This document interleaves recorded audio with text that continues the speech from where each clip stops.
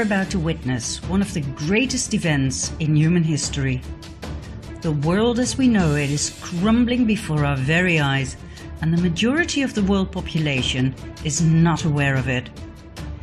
Power structures that have been in place for thousands of years are taken down as we speak.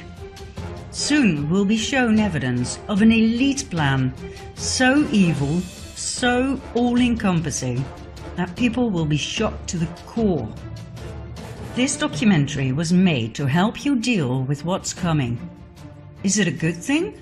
Oh yes, it's the best thing that could possibly happen to us.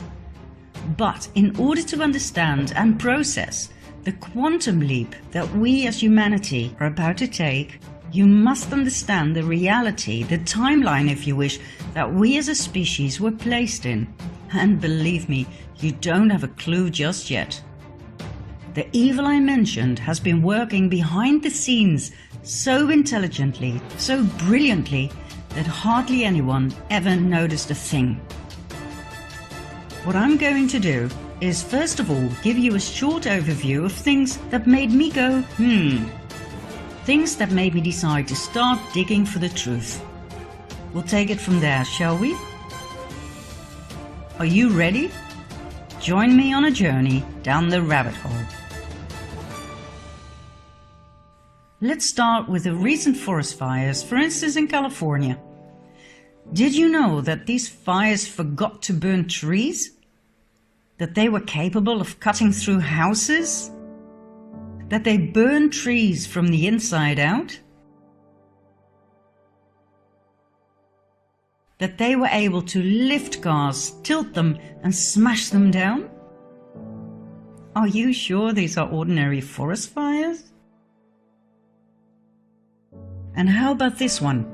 We live in a world where mercury is considered highly toxic, but not when we inject it into children in absurd quantities.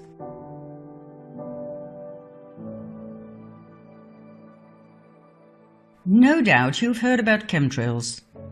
Denied by our governments for a long time, but recently acknowledged and referred to as geoengineering aerosols. They are sprayed into our atmosphere to protect us from global warming. The thing that makes me go however, is the fact that we're sprayed with heavy metals, which are stored in our brains, where they have proven to cause Alzheimer and Parkinson's disease. And did you know that in many countries, among which my own Holland, we have to explicitly say no to organ donation, for if we don't, our organs will be property of the state as soon as we are declared brain dead? The last time it was arranged this way by law was during the Nazi occupation. Did you know that our current Pope is the first to state that hell does not exist, but the devil does? Isn't it weird that the Vatican's audience hall is full of references to reptilians, snakes, serpents?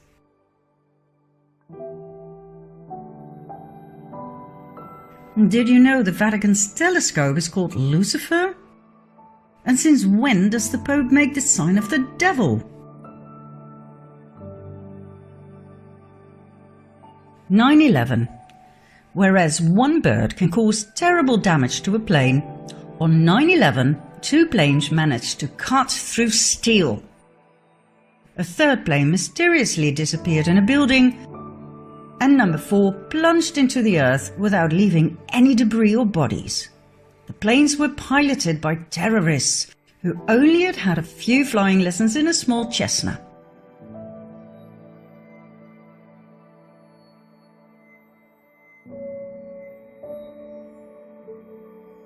Then there are the horrid attacks on innocent people, in which the same victims can survive up to 3 different attacks.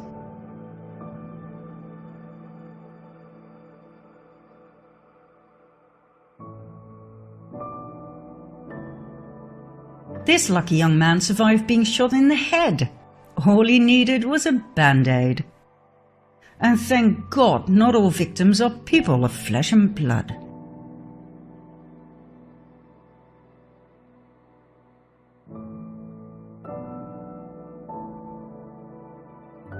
What what do you think about this one? Are you a parent? Are you aware of the fact that children cartoons contain subliminal messages of sex and violence?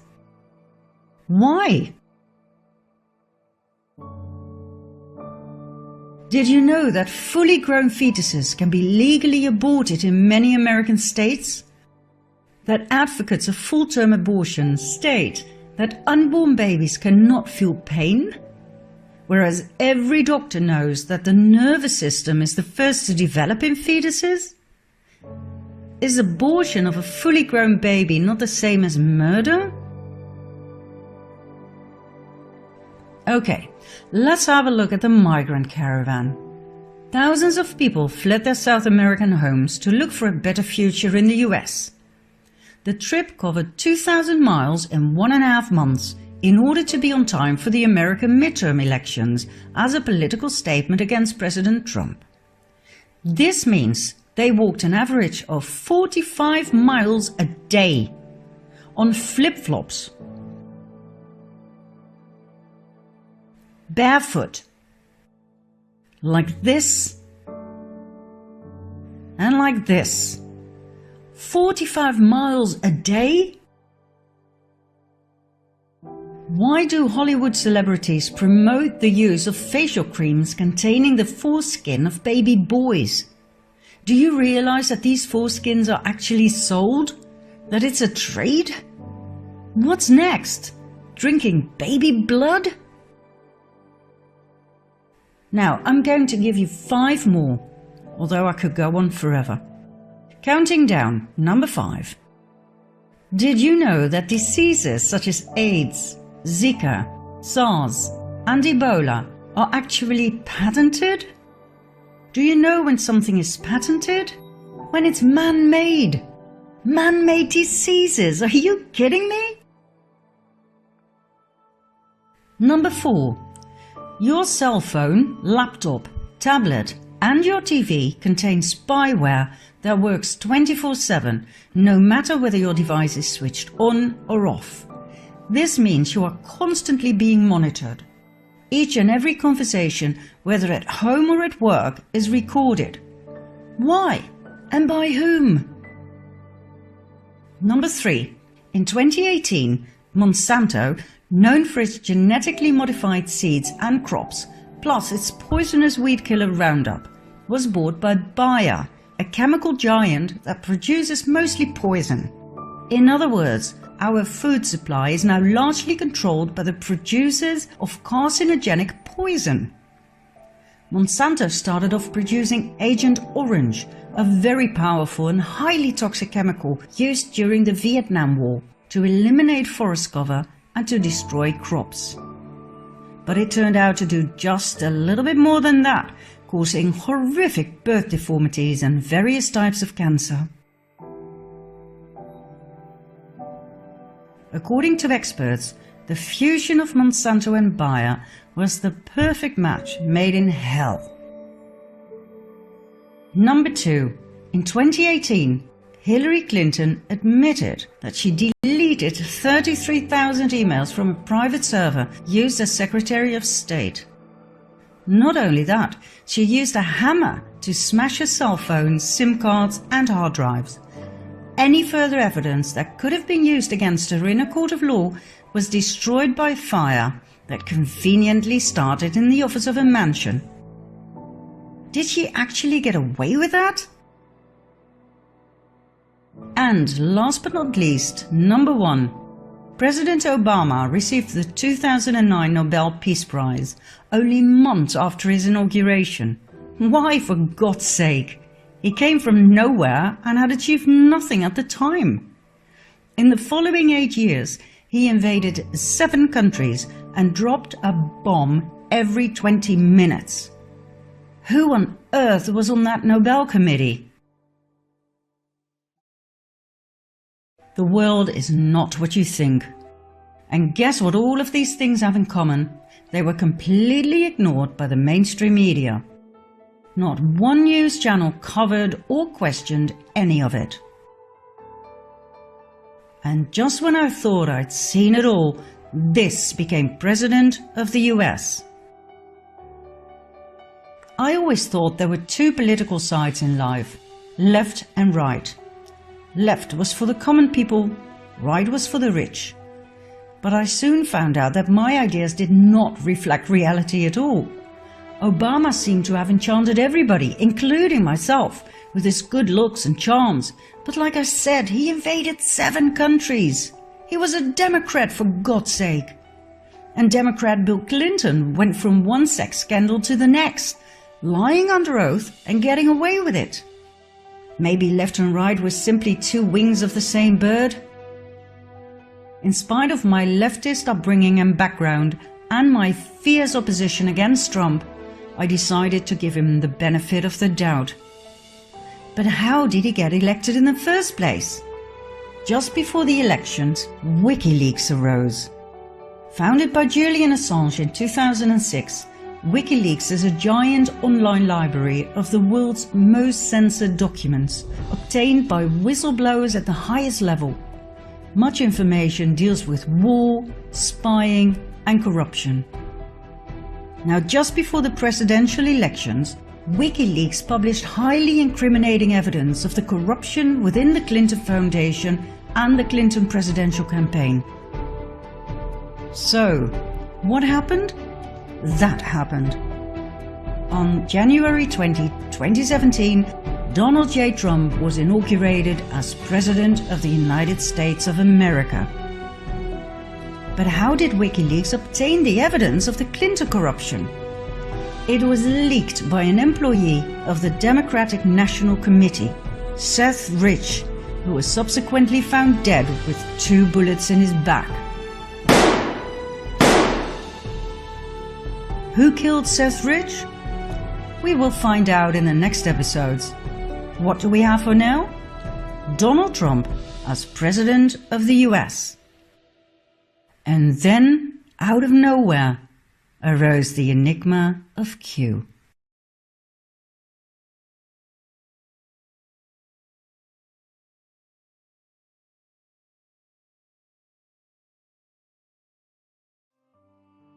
On October 28, 2017, a mysterious post was placed on 4chan, an anonymous internet bulletin board. It contained nothing but codes. This was the beginning of a new phenomenon.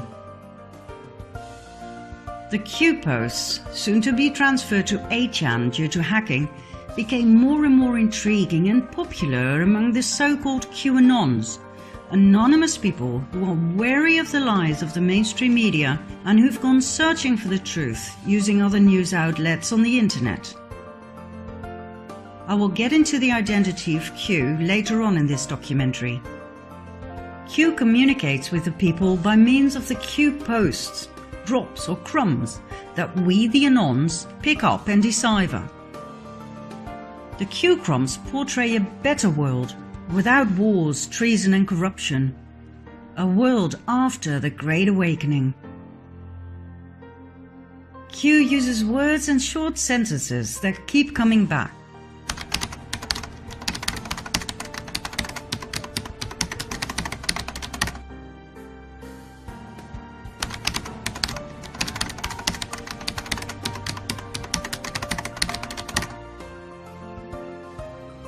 Sometimes the Q drops are short and to the point. Initials are used instead of full names. Sometimes they contain a lot of information. And sometimes combinations of letters and numbers are used for us to rearrange. The Q clock was introduced, and it took us quite some time to figure out how to read it. And then there was the Q map, containing an incredible amount of vital information. The map was made by Dylan Lewis Monroe. It contains an overview of the true history of mankind and its covert power structures. Q is not a cult, as suggested by opponents. After all, it tells us not what to think or what to do. It merely gives us questions, clues and riddles. We need to do the research in order to find the answers, and that is how we discover the truth. Through this research, I've come to find out more about American and global politics than I'd ever dreamed of. I was never really interested in politics, but the Q drops opened my eyes to a whole new world, a world of secret societies, secret services within secret services, and secret deals made on a grand scale. A world with shadow governments, with an excessively rich 1% of the world population that actually runs the world. Not our political leaders, not our presidents, but a very small group that we refer to as the Illuminati or Cabal. I learned about an evil master plan to completely dominate the world. And the ordinary people like you and I? We know nothing. We get up in the morning, we go to work, we pay our bills and our taxes, we watch TV and go to bed, not knowing that there's a battle being fought over our heads for world dominance, a battle between good and evil. This is what Q is pointing out to us, but we the Anons have to do the research, and we do. Like nerds, like an army of digital autists, we connect the dots. There is a war going on for world dominance, for the absolute submission of the masses. How is this achieved? By the constant waging of war, by the introduction of the Federal Reserve Bank and central banks, by trafficking drugs, oil, and people. The only two American presidents who tried to break down the power of the elite, beginning with the banks by printing their own interest-free, debt-free money, thus bypassing the Federal Reserve System, were Abraham Lincoln and John F. Kennedy. What else did they have in common? They got murdered.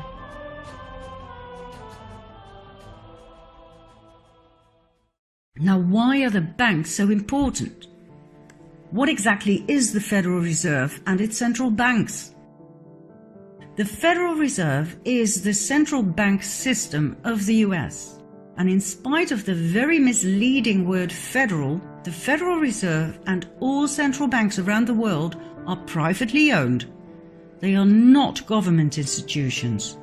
They are owned by some of the most wealthy and influential families in the world, two of which are close to the top of the power pyramid, the Rothschilds and the Rockefellers. The Federal Reserve was set up in 1913 after quite a bit of opposition from the US government and some very wealthy people such as Benjamin Guggenheim, from a very influential mining family, Isidor Straus, head of Macy's department stores and politician, and John Jacob Astor, businessman, inventor, and probably one of the wealthiest men at that time. The wealth of these three men in those days was approximately $500 million, which today would amount to something like 11 billion. These men were so rich they could not be bought, not by any bank. What else did they have in common? Apart from money, power, and opposing the creation of the US Federal Reserve? They all died on April 15, 1912, when the ship they traveled on hit an iceberg and disappeared in the cold ocean. Coincidence? Let's just say the Titanic disaster was highly convenient. The rest of the opposition was easily cornered. US Congress was bypassed. The Fed was created illegally, unconstitutionally, something not many people are aware of. Let's have a look at the visible top of the power pyramid. There we have the Rothschild family. In short, this family owns most of the world. They own each and every central bank. They own the Federal Reserve. They control the International Monetary Fund. They control the World Health Organization. They financed both parties of every war since the war against Napoleon. They financed the Bolshevik Revolution. They financed Hitler and the Nazis. They financed the production of IBM's punching machines for an efficient prosecution of the Jews by the Nazis. And they had equities in Exxon and IG Farben, the dealers of Zyklon B gas for the Nazi gas chambers. The estimated net worth of the Rothschild family is $500 billion. When you have that much money and power, you can poke the chest of the Crown Prince of Great Britain like he's your bitch. And when you oppose their power and try to stop them from taking over your banking system by setting up a central bank in your country that loans money to you at insane interest rates that you can never pay back, so that your country becomes the eternal slave to the Rothschild banking system, as happened to every country around the world, you are either ousted or killed. Your country will be invaded and blown to smithereens in the name of democracy, supported by the mainstream media that portrays you as a dictator. The same applies to those who refuse to accept the almighty US petrodollar. Oh, and there's much more, but we'll leave that for another time. The Rothschilds are not the only ones dominating the world. They are just part of the 1%, the elite. Another family of great influence are the Rockefellers. They made their initial fortune through oil. That fortune led to massive industrial influence in American politics, the banking system, and the pharmaceutical industry. They founded schools and universities, leaving a huge imprint on what should and should not be taught to our children and students. The Rockefellers further expanded their tentacles of power into the medical world and into hospitals. They now own the Rockefeller University with its Academy of Medicine and the Academy of Sciences, the International Health Foundation, the American Cancer Society, the Drug Trust, the American Medical Association, and the FDA. Everything was in the hands of the Rockefellers. They further infiltrated the educational and medical system by means of the Rockefeller Foundation, giving grants to specific research programs such as the research and development of vaccines, for instance against Ebola, yellow fever, Zika, the flu, and Gardasil, which was further developed and promoted by billionaire and partner in crime Bill Gates. Every case of dangerous side effects such as miscarriage, autism, sterility, seizures, paralysis,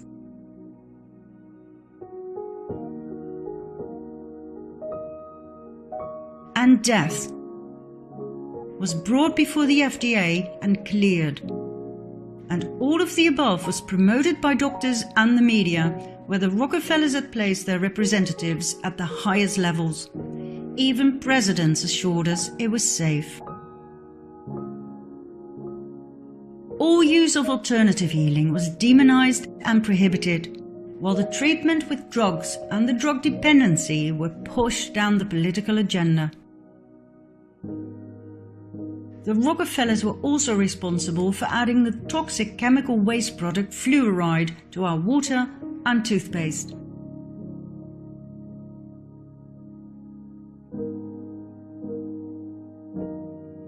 And as usual, the media spread lies about its healing qualities.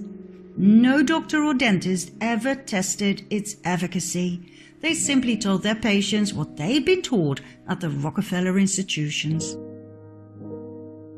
Yet another field of interest was the genetic manipulation of crops. The Rockefellers own millions of shares of Monsanto stock, as does their partner Bill Gates. Their mutual interest in eugenics, which aims at improving the genetic quality of the human population, will come as no surprise. Back in Nazi Germany, the Rockefellers financed the horrific eugenics experiments performed on Jewish people, trying to create a superior master race. So, in short, two very powerful families that rule the world and its population are the Rockefellers and the Rothschilds. And guess what? They are not even the most powerful. There are other families that exceed the Rockefellers and the Rothschilds, both in money and in power. But I will not go any deeper into that at this stage. We'll save that for later, shall we? There's one more man I want to put in the limelight right now. George Soros, described by the mainstream media as investor and philanthropist. His net worth? $25 billion. Soros was born in Hungary. After World War II, he moved to England and then on to the US, where he made a fortune with his hedge funds and his merciless ways to manipulate the financial market, using crises to further increase his own wealth and expand his power. He prides himself in taking no responsibility for his actions and the destruction he caused to literally millions of people. I quote, "I am here to make money. I cannot and do not look at the social consequences of what I do." Soros strikes me for his choice of funding. For example, NAMBLA, the North American Man-Boy Love Association. Their goal and their slogan, "Sex before 8 before it's too late." This is their mascot. Why does this great benefactor support a pedophile club such as NAMBLA? Then there's Antifa, the anti-fascist movement. When we look at their actions, we see nothing but violence. They show great resemblance with fascism, which is rather strange for an anti-fascist movement. Even one of their flags is weird in that sense. Why would anyone finance such a thing? The same goes for Black Lives Matter. Why sponsor a movement that pretends to be left-wing but shows nothing but riots and violence in practice? Do you want to know what we're dealing with here? Then follow me to part 3.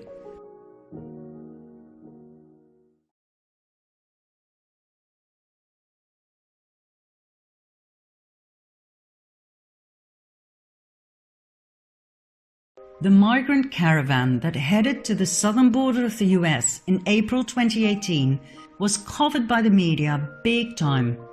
According to the official reports, these people came mostly from Honduras, where the caravan had started, and then people from Guatemala, El Salvador, Nicaragua and Mexico joined the march. The main reasons for them to flee their home country were gang violence and poverty. When I saw the first pictures, I was shocked. But then I realized there were just too many images of women and children, which is always a sign of media manipulation and a hidden political agenda. Always. Critical thinkers like the QAnons studied the pictures closely. Too many things did not add up. Like I said in part 1, these people had to walk for 45 miles a day, each and every day for 1.5 months. But these people don't look exhausted. They're not dirty or sweaty. I mean, look at them. Their clothes are clean. Clean babies. Clean pants. They wear labels. They are well fed. These people aren't refugees. They're not poor. I traveled through Mexico, Guatemala and Honduras and I saw poverty. Believe me, these people are not poor. 45 miles a day on flip-flops? Are you kidding me? Or even barefoot? Come on, where are the blisters? And why aren't they carrying what is needed for a journey like that? Blankets, food, water. Where are the spare diapers? Some people do have small backpacks, but they appear to be brand new. So, what did happen?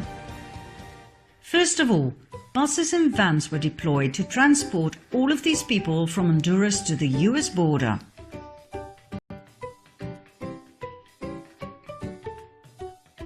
Flip-flops? No problem. You only have to get out of the van occasionally for a group photo. Next, in order to get as many people as possible, you pay them. Thanks to some alert anons, this was filmed on site. Then, in order to be efficient for the media, you give the main players a coloured wristband. Brilliant! Different colours have different meanings, all known to the reporters and the cameramen.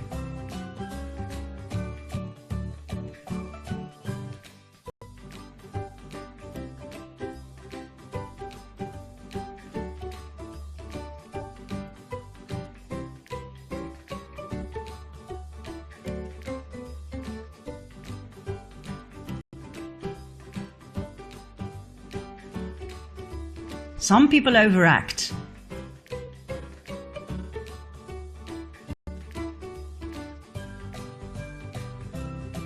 Others are really convincing and make it to the World News Report. Meet Maria Meza and her 5 children, all the way from Honduras. She made it to every news item on TV, telling about her terror, the fear for her children, their eyes all wet and swollen due to the tear gas that the American Border Patrol so viciously threw at them. Well, Maria, there are a few flaws in your story. I've looked at every single picture of you and your beautiful girls. None of them show any signs of tear gas.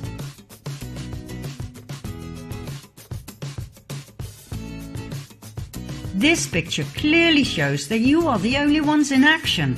The cameraman shoots away, completely unhindered by the gas, and there is no panic. Let's have a closer look at this picture.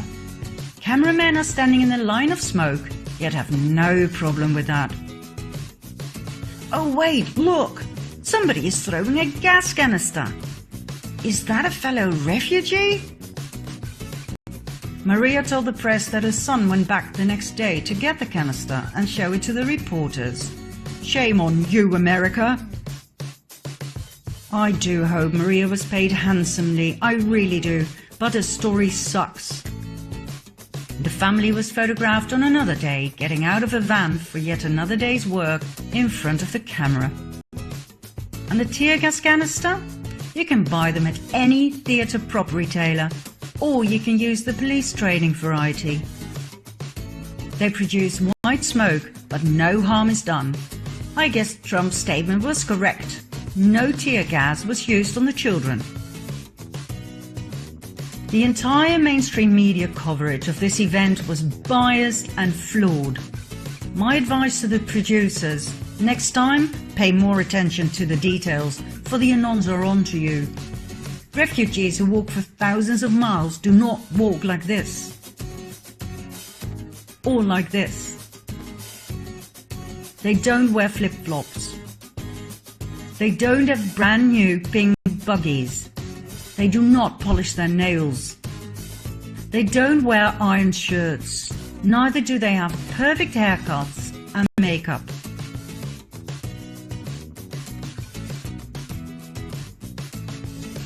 When they say they flee their country because they're so poor they can't even buy food, don't show them with digital cameras and iPhones. Refugees who walk for thousands of miles are not clean.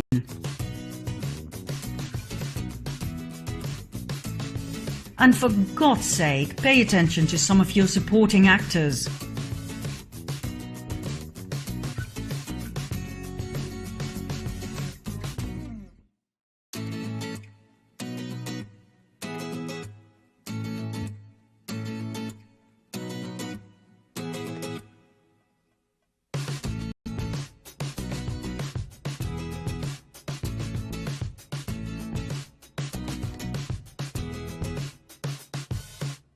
And when you Photoshop someone into a picture, make sure you don't forget his leg. Oh, and make up your mind, will you? Do you want the shirt on or off?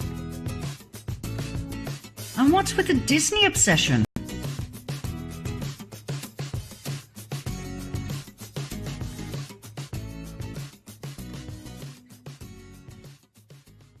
When you really want to know what's going on in the world, you have to do the research, just like Q keeps saying.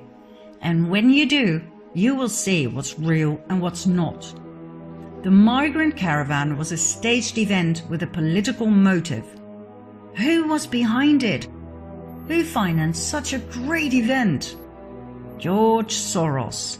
That's right, our great benefactor George Soros, connected to the pedophile club NAMBLA and the rioting and violent Antifa and Black Lives Matter. How do we know he's behind all of these so-called social movements?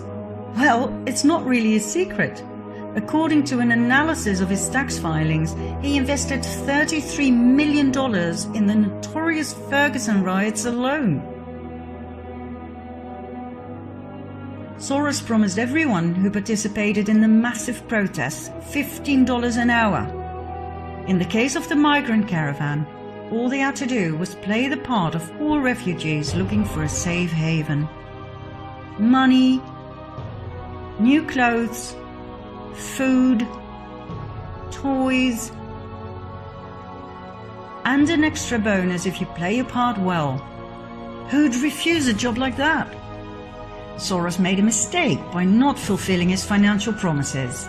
So then we had more riots, this time by angry actors who demanded payment. Videos of Antifa members shouting, "Soros, Soros, where's our money?" went viral, yet everything was hushed up by the mainstream media. So, what's his motive? Why would anyone invest so much money in these massive and well-organized movements? To destabilize a country. To create division. Division by skin color, by political wing, by religion, by gender. A divided people is easy to rule. A united people is not. Let's go back to the Q phenomenon. As we have seen in part 2, Q strongly emphasizes the importance to unite. United we stand, divided we fall. Q portrays a better world without wars, treason and corruption. And whether you like it or not, the task to get there has been put in the hands of Donald J. Trump. Now normally when I say this to people, I get the most vicious looks. Thanks to the mainstream media, the majority of the Dutch people believe Trump to be a narcissistic dictator. But hey, let's talk some facts here, shall we? Trump went to North Korea. He'll start a nuclear war, the media shouted. But he came back with peace. 6 million new jobs have been created under Trump. Lowest unemployment rates since 50 years. More than 4 million people off of food stamps. Trump openly attacked Big Pharma. He created the biggest tax cuts ever for all social classes. He is the only American president ever to work for free. He signed an executive order to clean the oceans. Did you hear about that on the news? No. For some reason, the mainstream media have a political agenda of their own, but more about that later. From my point of view, one of the most important priorities of Trump is to protect the children. Right after his inauguration, he stated that his administration would focus on ending the horrific practice of human trafficking, also referred to as modern slavery. On December 21, 2017, he signed an executive order blocking the property of people involved in serious human rights abuse and corruption. More executive orders followed to protect victims of human trafficking. A huge campaign was deployed to educate parents and children about the dangers of human trafficking.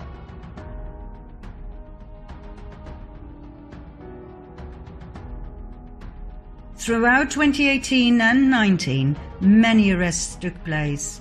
Thousands of child molesters were arrested. Thousands of victims were rescued. Trump keeps emphasizing that most victims are smuggled into the country through the southern border. He shows numbers, statistics.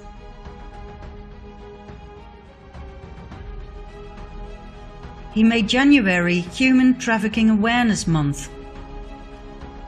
He informed the people about MS-13, a criminal gang responsible for raping and killing many American citizens. He swore he would take them down to the last member.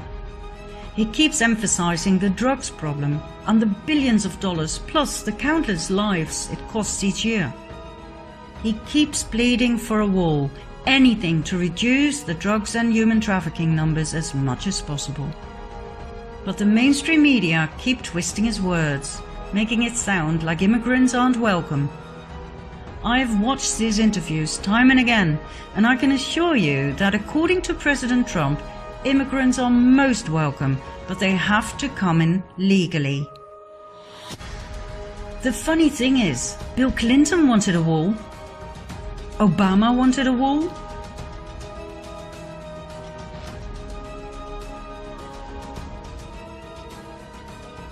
Hillary wanted a wall. They all voted for a wall when they were still in the Senate. I'm talking about the 2006 Secure Fence Act, passed by a Republican Congress and signed by President George W. Bush. It wasn't a problem back then, but now all of a sudden, Trump is an immigrant hater? The more I study the subject, the more I understand why Trump is bashing fake news. But more about that soon.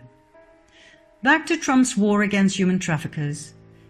For years, whistleblowers at the highest levels have been stepping forward with testimonies about child trafficking for the elite.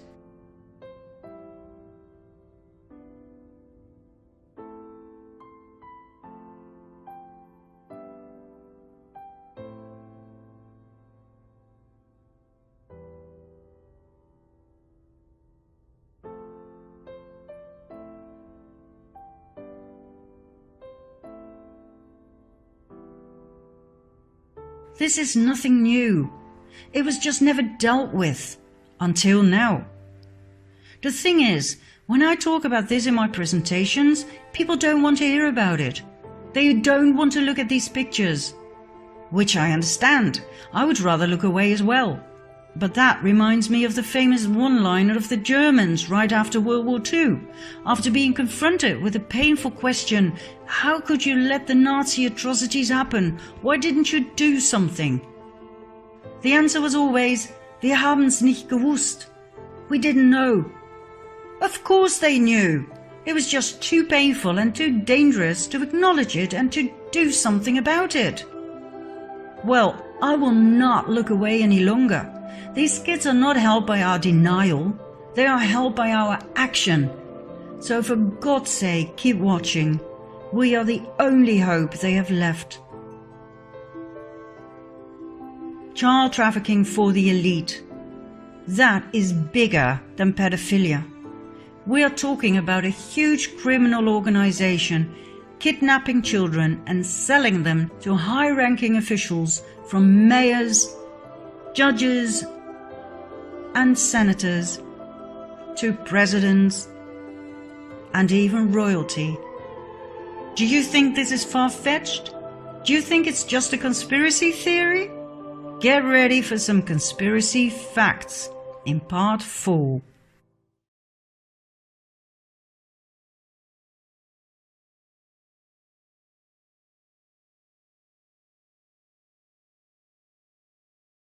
In 2010, right after the devastating earthquake, 33 children were smuggled out of Haiti. The woman who was arrested, Laura Gaylor Silsby, said they were orphans who were about to be adopted in the US. Upon investigation, however, it turned out most of these children were not orphans. They were later reunited with their parents. Furthermore, there were no adoption papers to be found. These kids had simply been abducted, stolen from their parents. Who exactly is this Laura Gaylor Silsby? First of all, she was on the board of directors of Alert Sense, the company that provides the technology for Amber Alert. Amber Alert is the broadcast emergency response to recover abducted children. Isn't that an interesting paradox? A convicted child trafficker, yes, she was found guilty and convicted, connected to Amber Alert, set up to rescue children? Secondly, this lady is the founder of the Baptist organization New Life Children's Refuge, an orphan rescue mission for Haiti. Sounds to me like she had a ways to smuggle children out of the country real easy. Nice cover.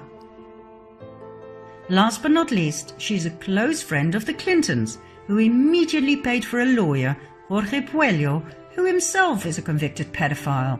He was arrested and convicted for leading an international human trafficking ring involving women and children. All of this came out into the open thanks to WikiLeaks that published the secret emails between the Clintons and Laura Gaylor Silsby. Let's continue with Heidi some more before moving on, shall we? Heidi was put in the limelight once again with the Oxfam scandal. Oxfam, known for its shops throughout the world for empowering women and for fighting poverty, was banned from Haiti following the 2010 earthquake. There were orgies with prostitutes, some of which were underage, in other words, with children. Leaked emails further confirm that $3 million were diverted from Haitian relief funds via the Clinton Foundation to pay for Chelsea's extravagant 2010 wedding. When Trump called Haiti a shithole, the whole world went mad. But he was right. What he referred to was what the so-called non-profit organizations had turned the island into after the earthquake. The Red Cross collected $500 million for Haiti, and all it did was build 6 houses. The Clinton Foundation ruthlessly misappropriated the earthquake donations from international donors and got away with it. Klaus Eberwein, a former government official of Haiti, due to testify about the Clinton corruption, was found dead with a bullet in his head only days before the trial on July 12, 2017. Monica Peterson, the young social anthropologist who went to Haiti to investigate human trafficking on the island and who tweeted some critical thoughts about the Clinton Foundation, was found dead by hanging shortly after, in November 2016. Her death was ruled suicide. And when surgeon Dr. Dean Lorek openly vented his disgust about the corruption by the Clinton Foundation that he himself witnessed while trying to save lives on the island, he too ended up dead. In December 2017, he was found on the bathroom floor of his apartment in New York with a knife in his chest. His death too was ruled suicide. But hey, let's not dwell on the many suicides surrounding the Clintons. Let's go back to one of Q's often repeated sentences. Symbolism will be their downfall. In 2007, the FBI released a bulletin with symbols used by pedophiles to identify their sexual preferences and to communicate where to find both each other and their prey. The blue triangles identify boy lovers, the pink hearts are for girl lovers, and the butterfly is for child lovers in general. These pedophile logos will indeed be their downfall. They are in plain sight, for they never thought people would wake up and see. And just like we saw with Amber Alert, it's the organizations that claim to protect children that actually use pedophile logos. For instance, the International Adoption Clinic. New Star Kafala, a Muslim adoption and child advocacy agency.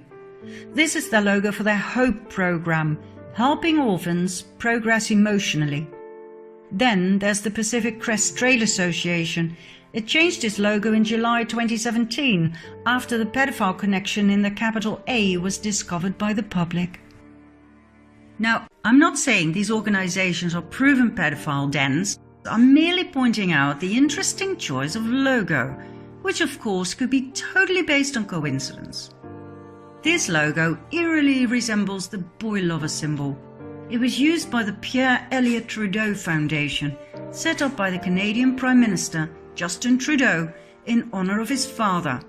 This logo was on the 2015-16 annual report. Then there's Elpida, a Canadian refuge charity.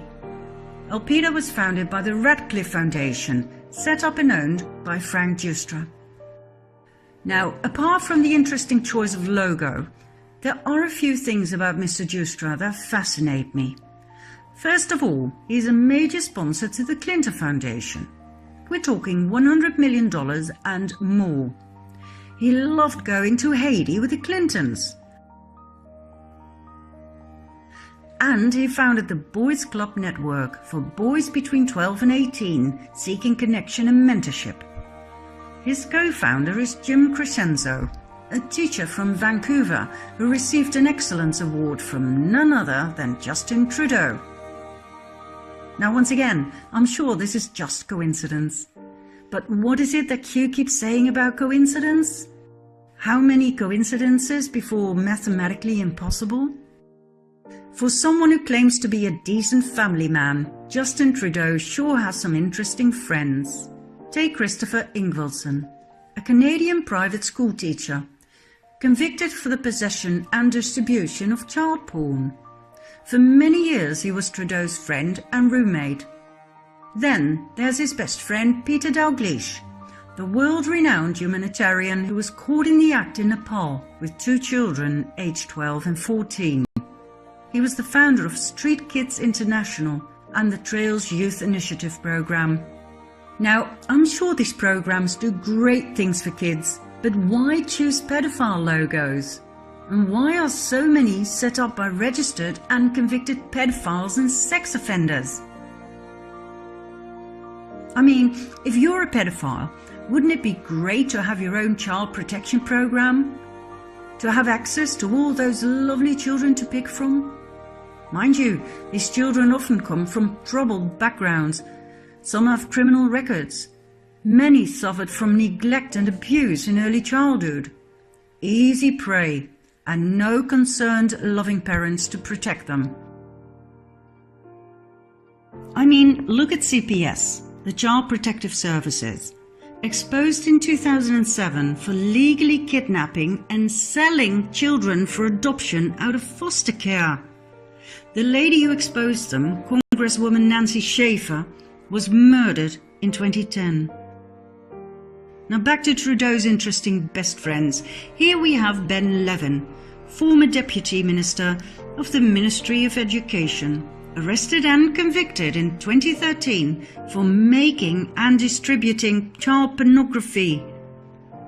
Then there's Jan Gomeshi, the Canadian CBC radio host, arrested and charged in 2015 with 7 counts of sexual assault and 1 count of overcoming resistance by choking. Now, I don't know about this, but if I were Trudeau, I'd be more careful selecting my friends. He is surrounded by registered pedophiles and sex offenders. There's another prominent place where the FBI symbols of pedophilia can be found, in Hollywood. We briefly saw in part 1 that children cartoons contain references to sex and violence.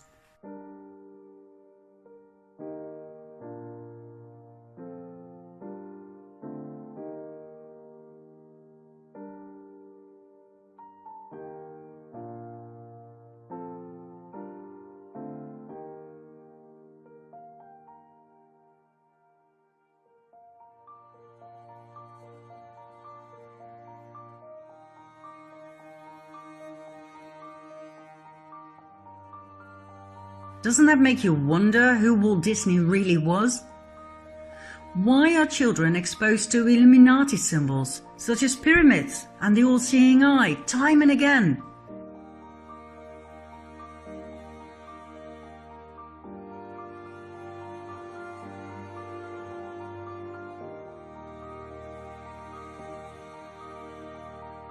And why are pedophile logos used for candy and ice cream? Yet another thing that attracts children. The more I dived into this topic, the more I realized to what extent this had actually drenched our society. Top directors such as James Gunn, who openly and proudly tweet about being a pedophile. I guess this is normal in Hollywood?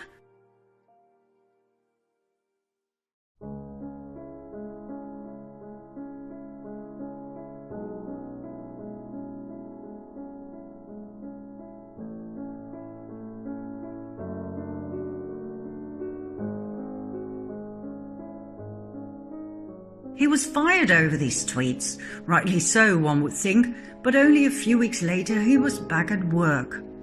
Out through the front door, back in through the back door. Nickelodeon's producer Dan Snyder lost his job because he couldn't keep his hands off of young girls. And here we have Brian Peck, a convicted child molester who only spent 16 months in jail, after which he was offered a job right back with Disney, where he continued working with underage girls. Once again, out through the front door, back in through the back door. Jason James Murphy kidnapped and sexually assaulted an 8-year-old boy in 1996. He served 5 years in jail, moved to California, used his shorter name, Jason James, and became a casting agent for child actors. The list of sexual predators in Hollywood is endless. Only recently were some of them called out by their victims and arrested. Most victims never dare to speak up, for their predators are absolute legends in Hollywood. Actor Corey Feldman was one of the first to speak up about child abuse in Hollywood. He and his best friend Corey Haim became actors at a very young age. They were incredibly successful and famous, but the price was high. They were sexually abused by various adults they worked with. It was common knowledge that the two Coreys were passed around at Hollywood parties. It resulted in great trauma that was buried for many years. The two Coreys sought relief in alcohol and drugs, which eventually led to Corey Haim's death at the age of 38. It wasn't until recently that Corey Feldman called out his abusers. Elijah Wood, who became world famous for his part as Frodo in The Lord of the Rings, supported Corey Feldman's statements about Hollywood as a pedophile den. Elijah was protected by his mother, who wouldn't let him visit any of the parties where a lot of the abuse took place. World-renowned actors such as Robert Downey Jr. and Brad Pitt also stepped forward to support all of these statements.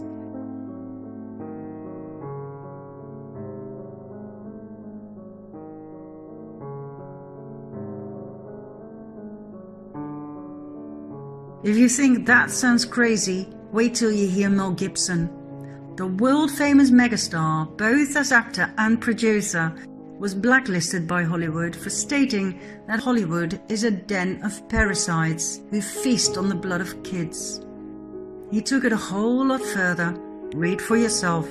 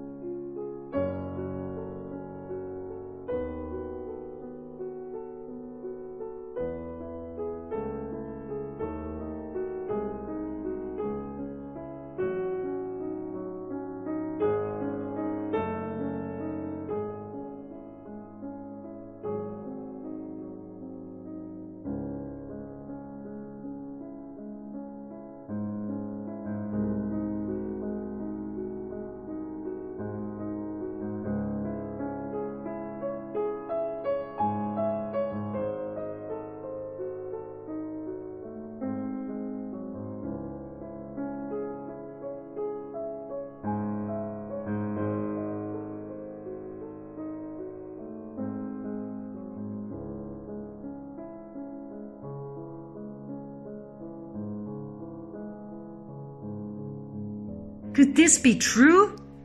Eating babies? Drinking their blood? Will this have a happy ending? Oh yes. Let's move on to part 5.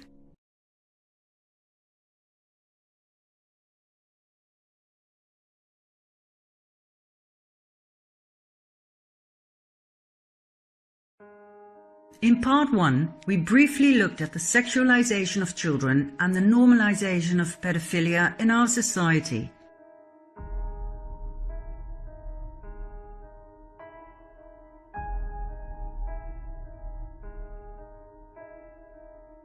Innocence is sexier than you think?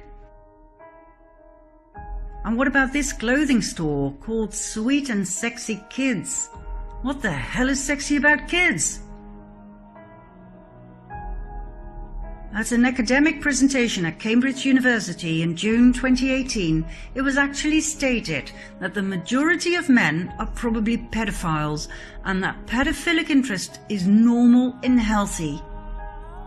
The New York Times declared pedophilia not a crime but a disorder. And during 2 TEDx talks, pedophilia was presented not as a disorder but as a sexual orientation. Posters were spread.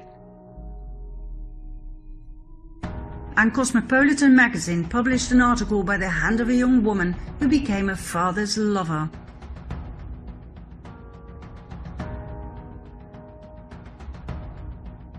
Now, of course, in order to make all of this legal, the age of consent had to go down, so that having sex with a child would no longer be a crime. No problem. Judges and politicians at the highest level did their utmost best to take care of that.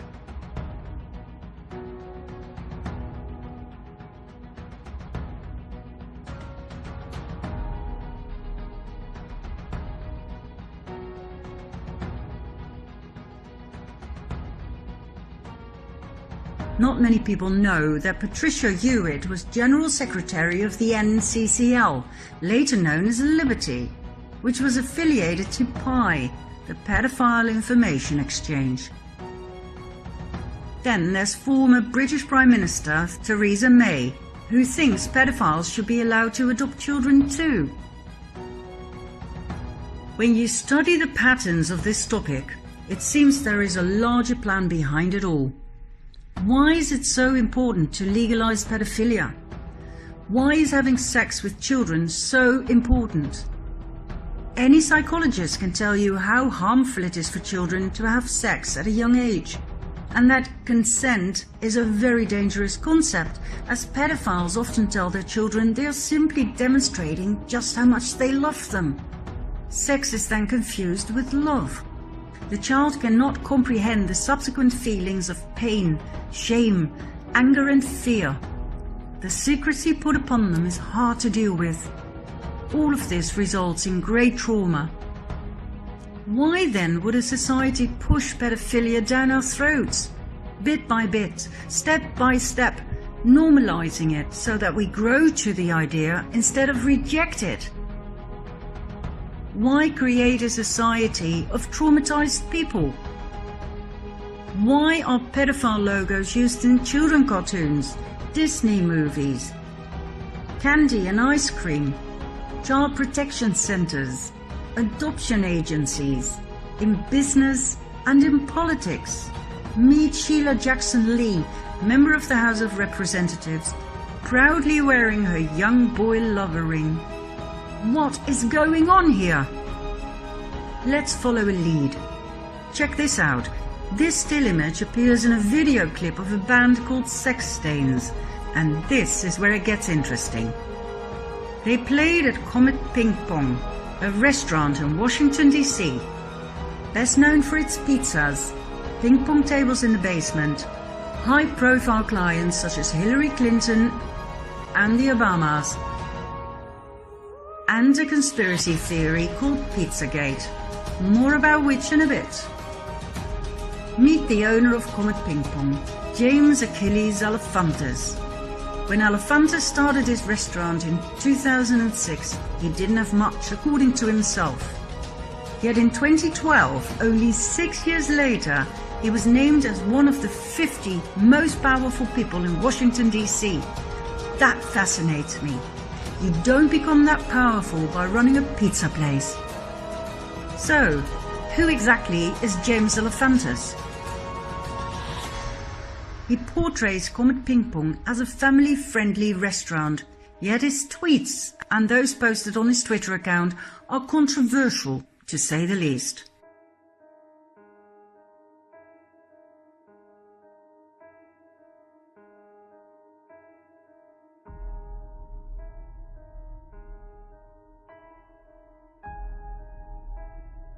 It's clear that Alefantis loves art. Comet Ping Pong often displays the work of artists with a very specific taste. This is the work of Arrington de Dioniso.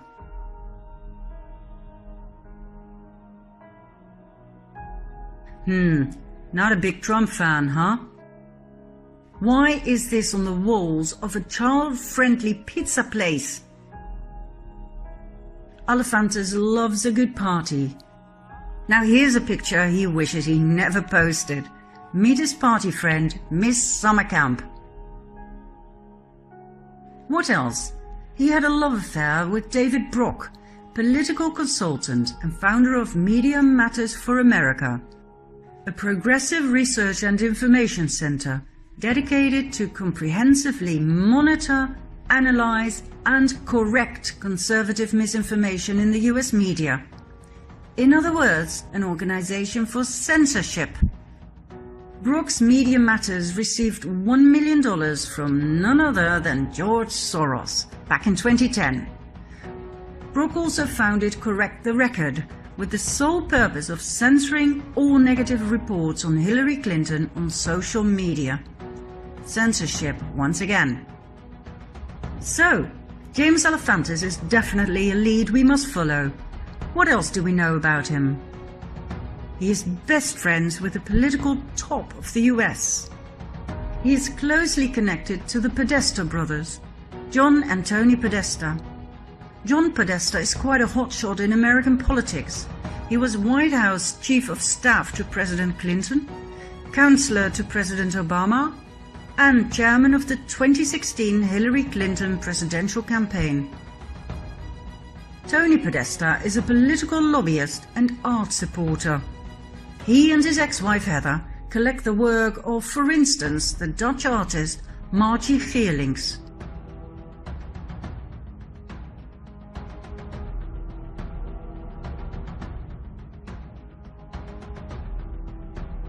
Fascinating, to say the least.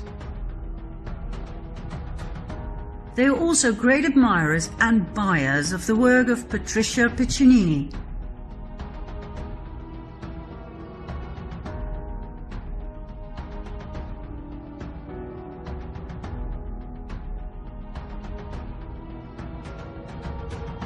And what about the work of Biljana Đurđević that actually adorns the Podesta's living room?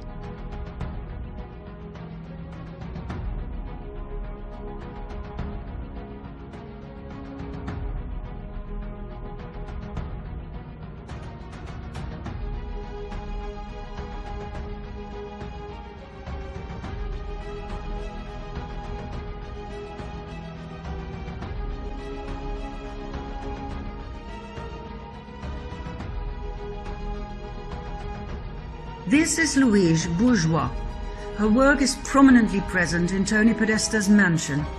This piece is called Arch of Hysteria. It greatly resembles the work of Jeffrey Dahmer, a serial killer who liked to dismember his victims and leave them in a somewhat awkward position.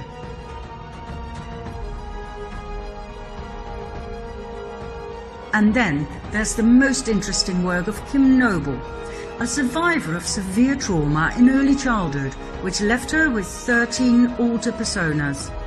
Her artwork shows the horrific things she experienced as a young child, like torture and rape.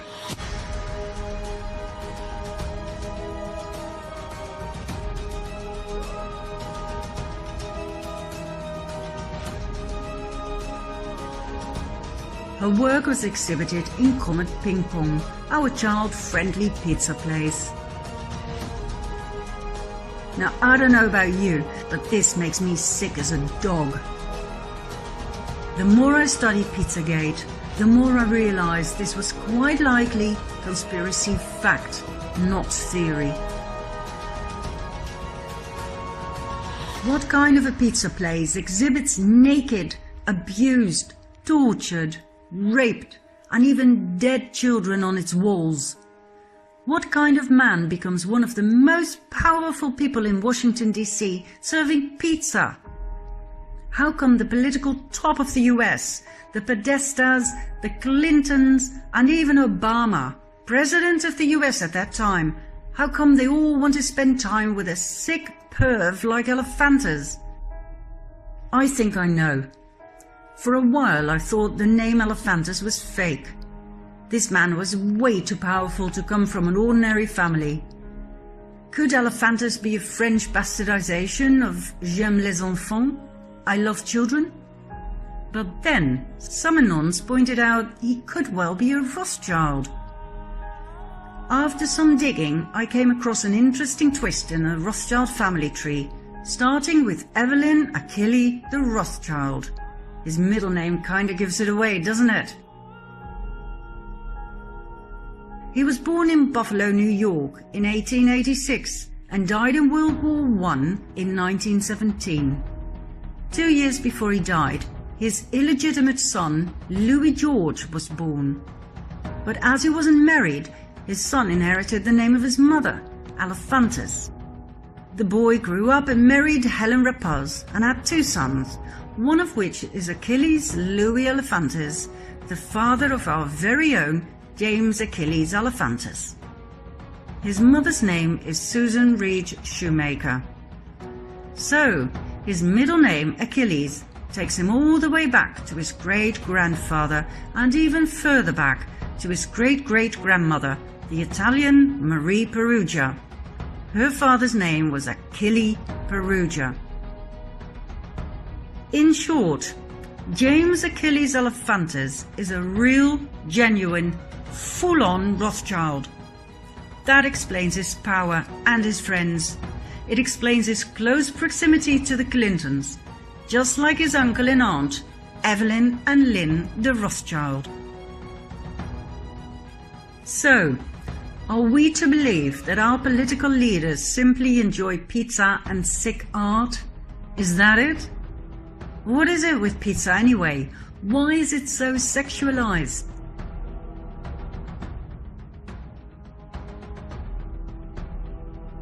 What's with the Besta Pizza pedophile logo, which by the way was quickly changed the moment Pizzagate became an item? Is it all just a coincidence that the Podesta emails, revealed to the public by WikiLeaks in 2016, contain countless pizza-related words such as cheese, hot dogs, pasta, walnut sauce?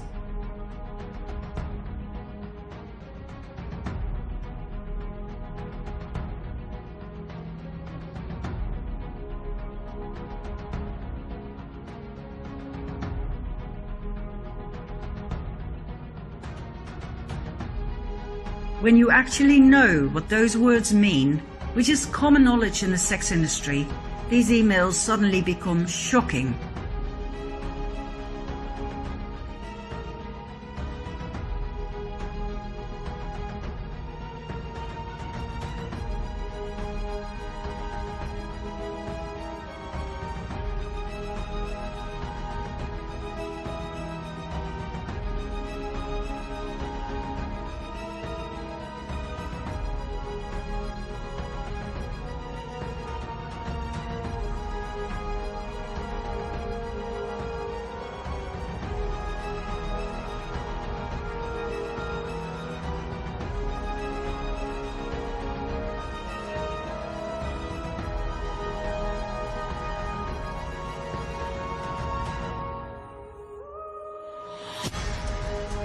Is this why Hillary deleted 33,000 emails for which she is currently scrutinized?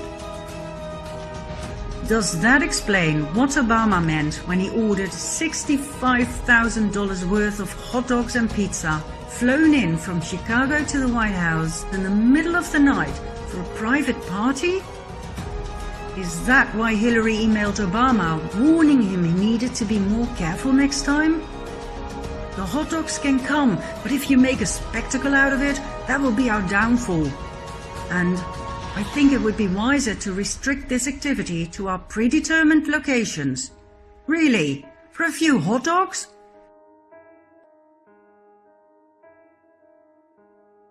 Isn't it weird that these security camera pictures of children lying on ping pong tables in the basement of Comet Ping Pong are shown on the walls upstairs? Who the hell was watching them? And why does their website have a super secured backdoor to a secret division where you can order pizza pictures for absurd prices? This screenshot was made public by a hacker. It's in low resolution, so I will read out loud what it says at the bottom. This month we have 5 fresh pizzas for your enjoyment. We also have 4 surviving pizzas from last month's session. All are on sale at an extremely low price, as they are in poor health and not expected to survive. So a requirement is that you finish eating your pizza after your session. This month's special includes a 30% discount on severe torture. Each image below is available for $1,000 in fine print.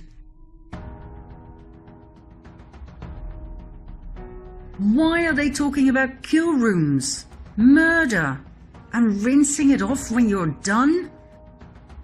What the hell is going on here? To tell you the truth, at this point in my research, I experienced what we call cognitive dissonance.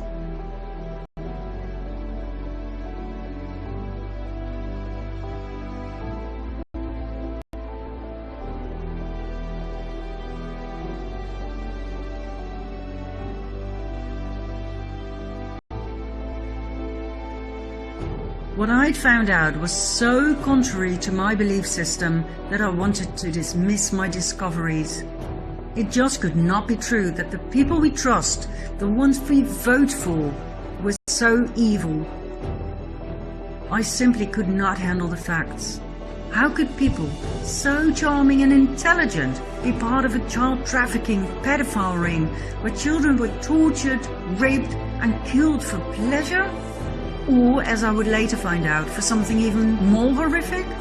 I felt like I'd ended up in a nightmare. All I wanted to do was dismiss it all. Couldn't it just be all coincidence that the Clintons and the Obamas and Trudeau, beautiful, charming Trudeau, had surrounded themselves with the wrong friends?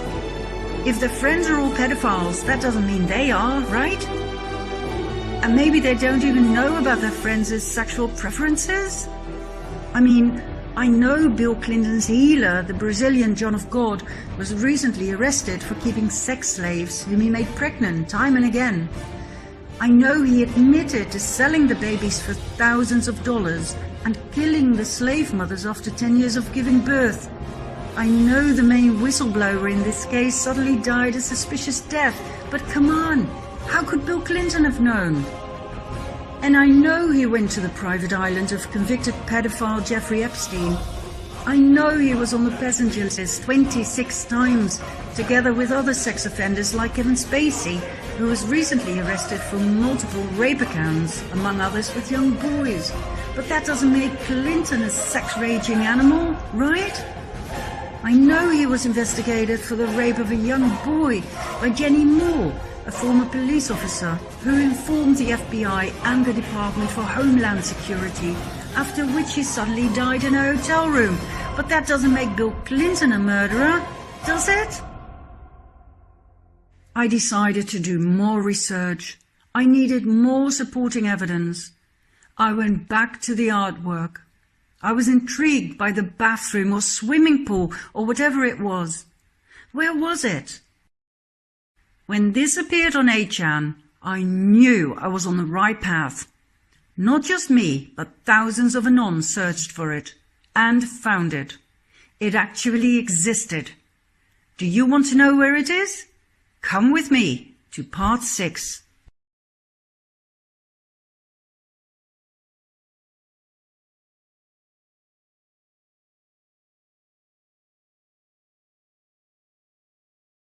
The swimming pool in the artwork bought by the Podestas actually exists.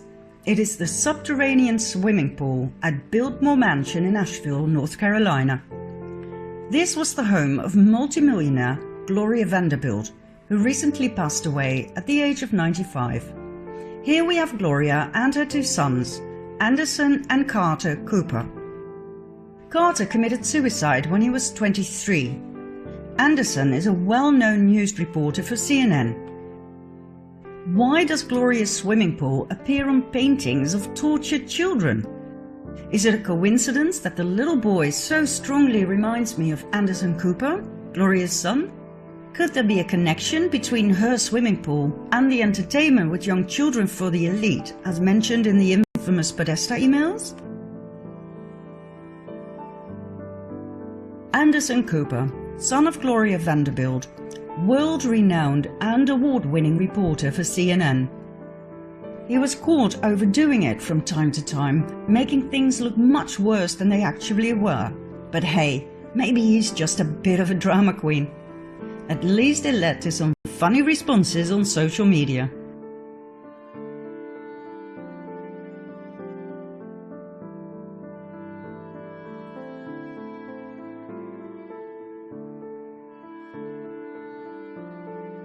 The question remains, is it okay for a media outlet to deliberately broadcast such exaggerations? Is that honest broadcasting? Is it okay to influence the public with headlines such as these? Is it okay for the Dutch news network NOS to show a twisted version of an interview by BBC's John Sweeney asking Putin about the killings in the Ukraine, where the NOS edited the original interview so that Putin seems to walk away, ignoring Sweeney? Yet the original interview, which can also be found on the internet, shows Putin taking his time answering the question. Is it okay for several American news outlets to accuse Trump of raping a 13-year-old girl together with Jeffrey Epstein, a convicted pedophile? Is it okay that there's a deafening silence from the mainstream media now that the flight records show that it wasn't Trump but Bill Clinton who joined Epstein at his parties with underage girls on Orgy Island? Is it okay that Trump's words about MS-13 gang members being animals were totally twisted, obviously on purpose, so that he seems to refer to immigrants being animals?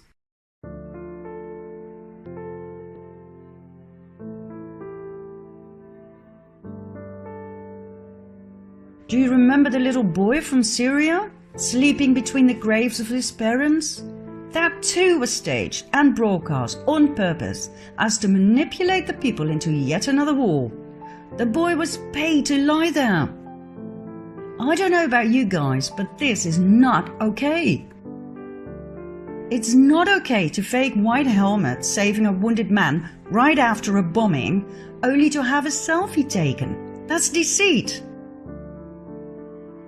It's not okay to lie to the public about Syria and the alleged chemical attacks, so that yet another war can be justified. For months we were lied to by the mainstream media. Remember this poor little girl? You probably will, for she was used 3 times for 3 different rescue missions in 3 different months in 2016. I find that shocking. It is not okay to fake attacks on women and children to trigger an emotional response that justifies the invasion of yet another foreign country. I find it horrifying to see the well-designed deceit of Western people who watch and trust the news.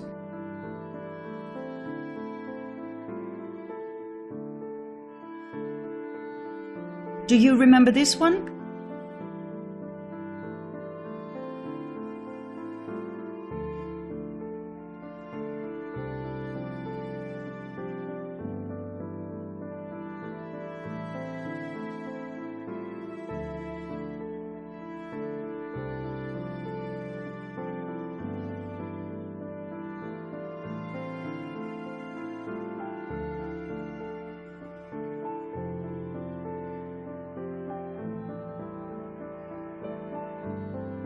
I could go on for hours with examples of fake news, but I think this is enough.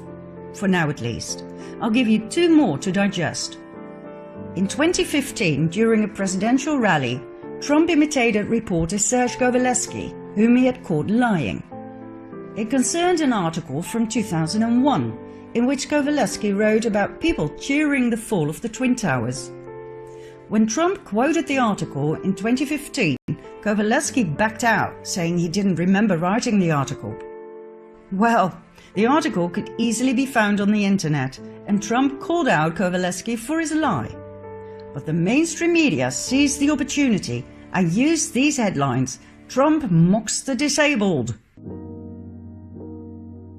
Kowalewski suffers from arthrogryposis, but that does not cause the weird movements Trump made. On other occasions, and in exactly the same way, Trump had imitated Senator Jim Mattis, presidential candidate Marco Rubio, a general, and a bank manager who all got away with lies. However, as Mattis, Rubio, the general, and the bank manager were not handicapped, they were of no use to the mainstream media. Kowalewski's handicap, however, went around the world, convincing everybody that Trump looked down on the disabled. And I must confess, I too fell for it.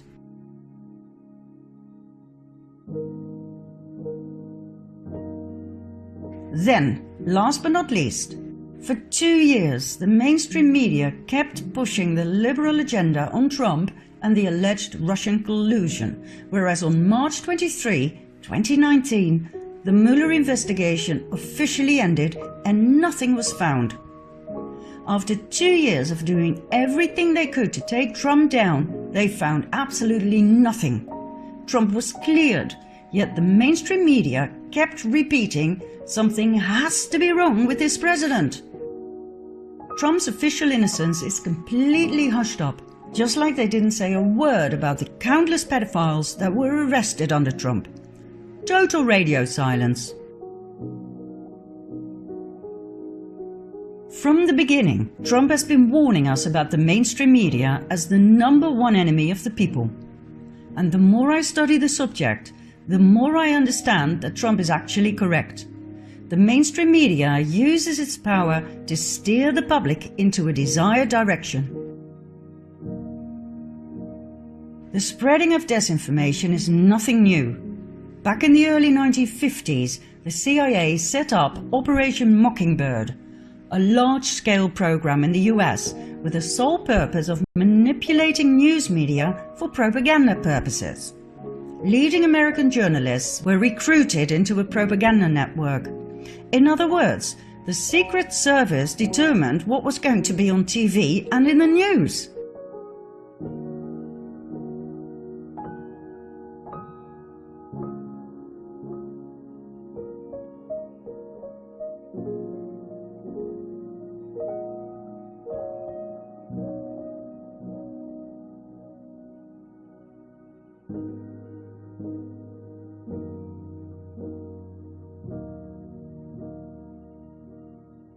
Has anything changed? No, apparently not.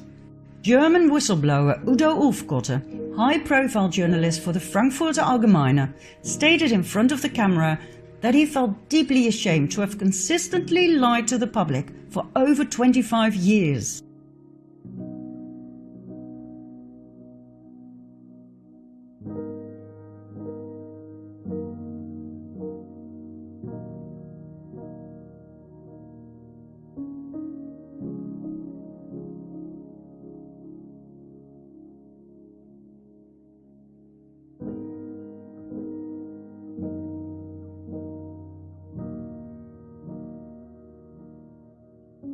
Ulfkotte died of a heart attack shortly after, in January 2017.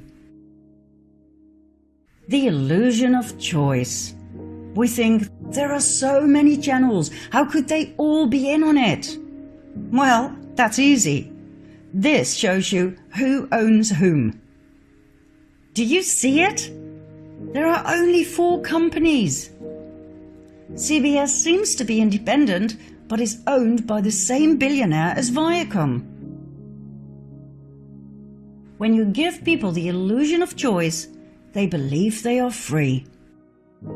And if you want to find out why the mainstream media push the liberal agenda down our throats, all you have to do is follow the money.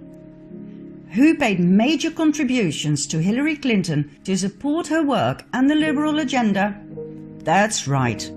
CNN, NBC, News Corporation, Turner Broadcasting, Thomson Reuters, Newsmax Media, Time Warner, Viacom, Comcast, HBO, AOL, Hollywood Foreign Press Association, Public Radio International, Public Broadcasting Service, Huffington Post Media Group, Carlos Slim, the largest shareholder of the New York Times, James Murdoch of 21st Century Fox, Judy Woodruff, co-anchor and managing editor of PBS NewsHour, Howard Stringer, former president of CBS, George Stephanopoulos, ABC News chief anchor and chief political correspondent, Mort Zuckerman, owner of New York Daily News and US News and World Report, and The Washington Post, owned by Jeff Bezos of Amazon, well known for its censorship of quite a few books on controversial topics. Censorship is one of the greatest dangers to a democracy and to freedom of speech. 3 more major sponsors of Hillary Clinton are Google, Twitter and Facebook. Google and its YouTube are highly active in the field of censorship, just like Twitter and Facebook. It will come as no surprise that pro-Trump posts are among the most censored ones, as are posts of critical thinkers and researchers and anyone who dares question the official narrative of events such as the ones I presented in part 1. Pro-Hillary posts are never censored. Doesn't that make you wonder? Remember Correct the Record and Media Matters for America? Those are the kind of censorship companies that work behind the scenes of Facebook, Twitter, Google and YouTube to delete anything that opposes the liberal agenda. And guess what? Correct the Record is now promoted by AFAZ, the global activist network that I once thought so highly of. AFAZ was co-founded by Respublica and MoveOn. Respublica received $250,000 from George Soros. MoveOn got $1.6 million from Soros. AFAZ's founding president and executive director Riken Patel has consulted for the Rockefeller Foundation, the UN, the Gates Foundation and the International Crisis Group, with Soros as chairman and Frank Giustra as CEO. Remember our friend with the pedophile logo from part 4? AFAZ's co-founder is Tom Perriello, former Virginia congressman, best buddies with Obama and executive director of the Open Society Foundations of George Soros, one of the main parties behind the notorious and destabilizing migrant caravan invasion. It will come as no great surprise that AFAZ strongly opposes President Trump. This is what we call controlled opposition.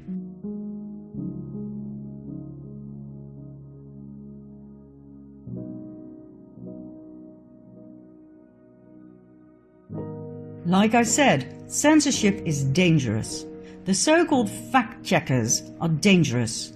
Snopes is one of them.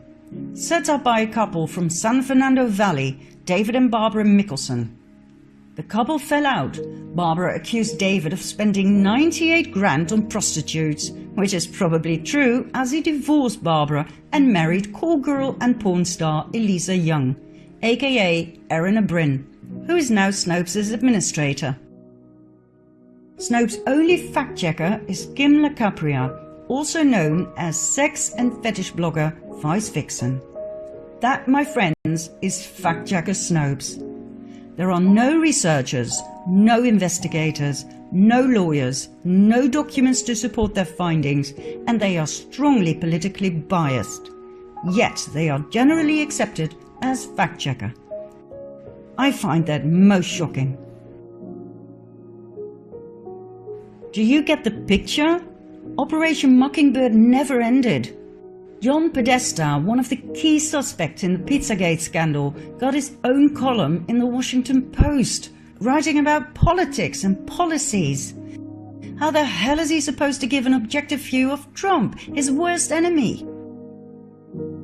John Brennan, head of the CIA till 2017, now serves as senior analyst for NBC News and MSNBC. Anderson Cooper worked for the CIA before he became a news anchor. According to himself, it was only an internship when he was 19, but I wonder How many young men are approached by the CIA for an internship?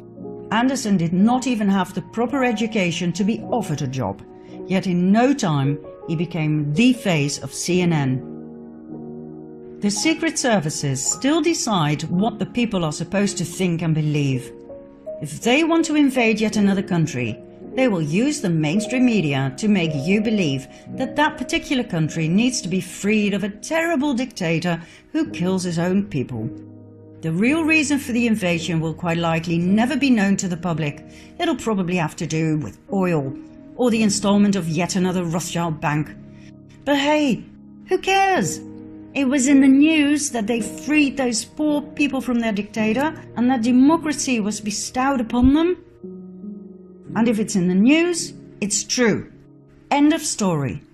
Well, no, it's not.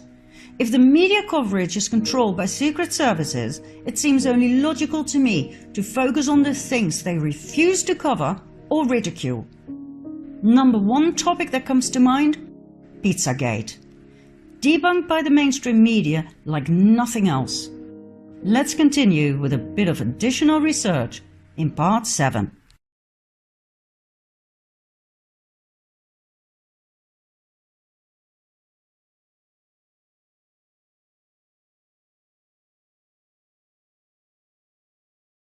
This is Marina Abramovic, a Serbian performance artist who likes to display the limits of the body and the possibilities of the mind.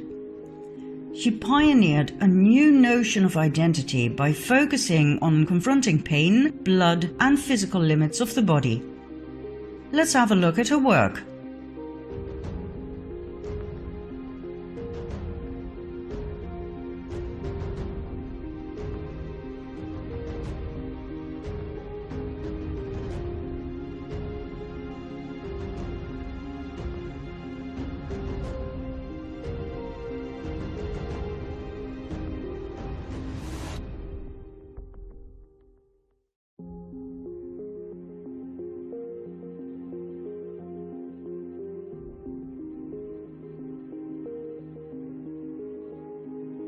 In 1996, Abramovic introduced Spirit Cooking, a cookbook with essential aphrodisiac recipes, some of which call for the mixture of fresh breast milk and sperm milk. When WikiLeaks posted this, it definitely had my attention.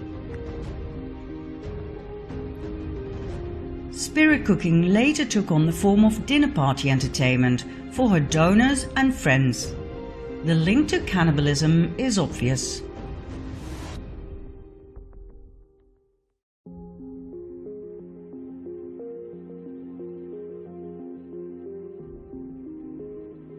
Abramovic furthermore made her appearance in the leaked Podesta emails. Why am I not surprised? I discovered this photo of Abramovic and John of God. Exactly.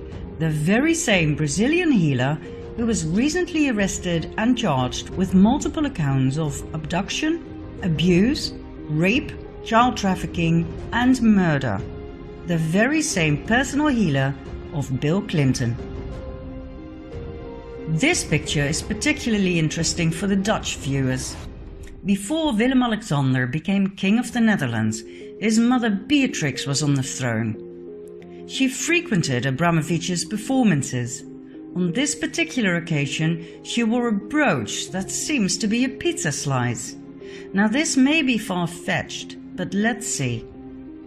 Meet Maxima Zorreguieta, born in Argentina and now married to our king Willem-Alexander van Oranje-Nassau, and daughter of the late Jorge Zorreguieta, who served as cabinet minister during the so-called Dirty War of dictator Jorge Videla. Maxima had 4 sisters and 2 brothers. One of her sisters is Dolores, an artist who came to the Netherlands in 2005 to exhibit her work. The exhibition was called Love Romance. Have a look for yourself.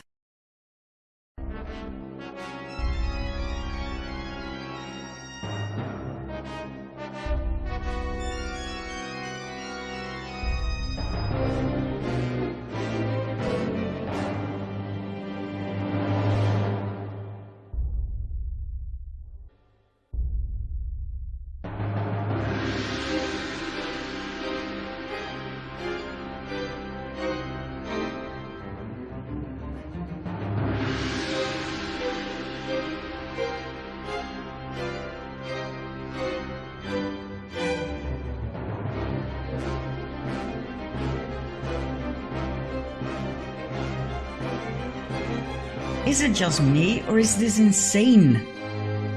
To me, this looks like an outcry for help from a severely traumatized woman. In June 2018, Maxima's younger sister Inez was found dead in her apartment, hung with a scarf from a doorknob. Doorknobs have proven to be lethal for quite a few people lately.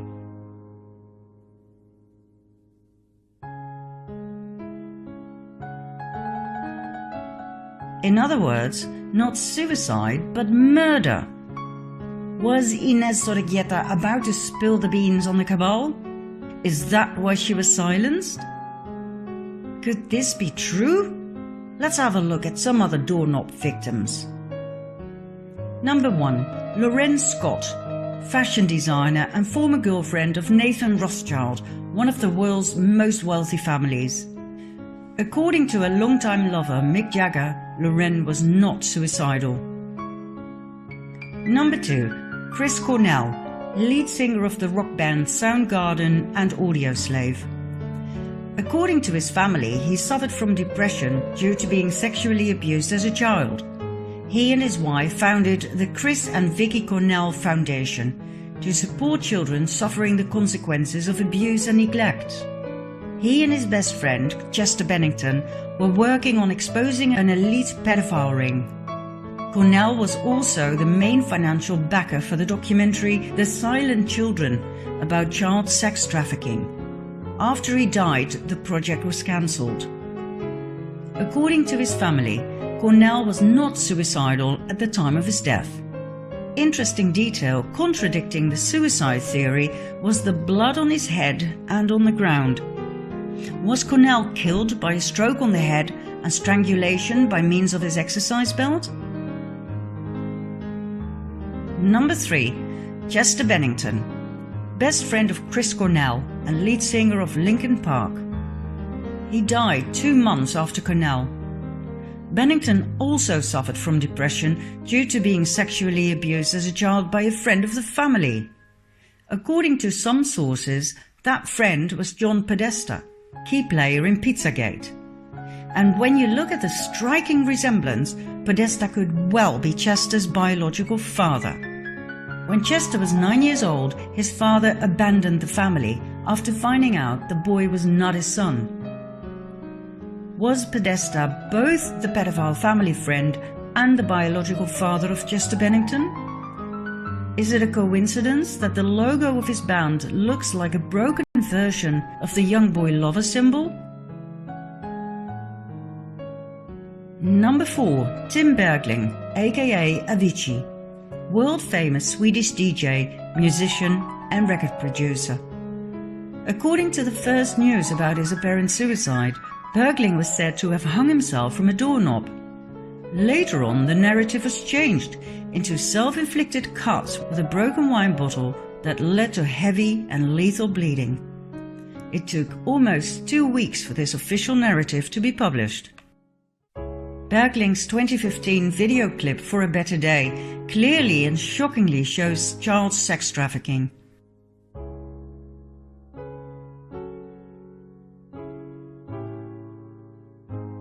At the end of the video clip, Bergling turns out to play the part of the abused boy, now grown up and ready to take revenge on his abusers. Did he actually experience these horrors in his childhood? Was he murdered for bringing this out into the open? Bergling's family believes he did commit suicide, yet his girlfriend expressed her disbelief. Number 5. Annabelle Nielsen, ex-wife of Nathan Rothschild, who also lost Lorraine Scott through hanging, remember? According to her family, she died of a stroke, but according to friends, she was found hanging by a scarf from a doorknob. Number 6. Aaron Swartz, computer programmer and activist for internet freedom, for which he founded Demand Progress and Reddit. He died after hacking into MIT and JSTOR. Swartz was arrested and charged with computer fraud. However, 1 week after his alleged suicide, it became apparent that Swartz had leaked the hacked documents to WikiLeaks. One can only speculate as to the contents. Number 7. Kate Spade, American fashion designer. Spade led delegations to Haiti for the No Ceilings initiative of the Clinton Foundation, aimed at the global support of women and girls. Haiti is one of the main places on earth for child trafficking, and we've already seen the involvement of the Clintons in part 4. What did Kate Spade know that led to her death? Why did her husband Andy appear in public 2 days after her death wearing a rat mask? Was Kate about to rat to betray the Clintons? Was Andy Spade forced to wear the mask as a warning to others who just might rat? Number 8. Anthony Bourdain, celebrity chef, TV presenter and author. Bourdain openly criticized Hillary Clinton on multiple occasions. He spoke out strongly against globalization and deeply hoped Henry Kissinger would be called out for the war crimes he committed. Bourdain had been to Pedophile Island, Haiti to shoot an episode for his TV program No Reservations. A month before his death, he posted a tweet about the wrath of Hillary Clinton he had experienced.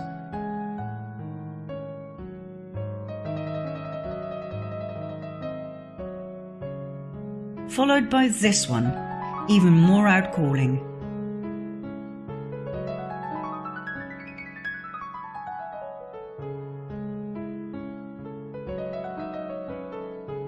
And then Bourdain died a sudden and unexpected death. So, what are we dealing with here? The world has obviously gone mad. We've already seen the normalization of pedophilia. Now the elite takes it a level higher, worshipping the devil and normalizing cannibalism. You don't believe me? Watch this.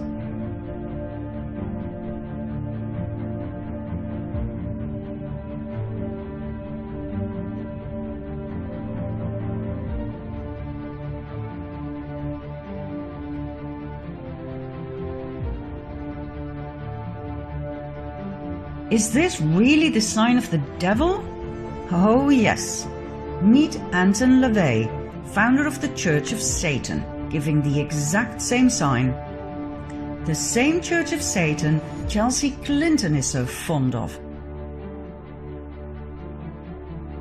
The upside-down pentagram containing the horned one, plus the upside-down cross, it's all there.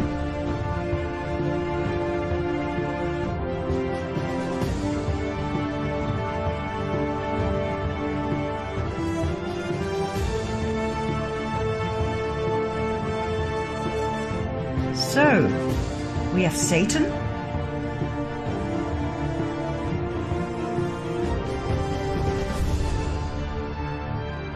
we have blood,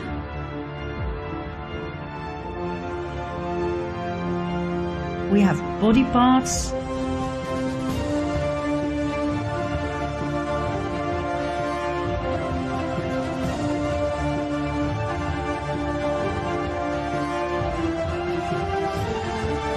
we have cannibalism.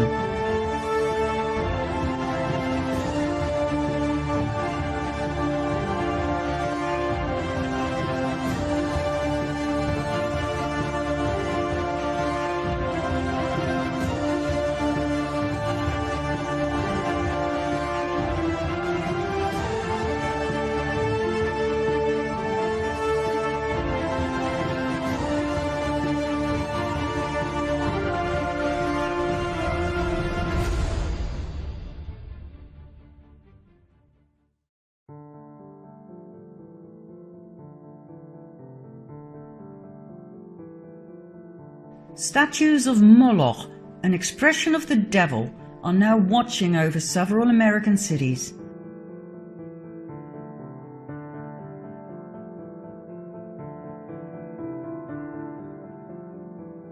And only recently a new one was placed in Rome.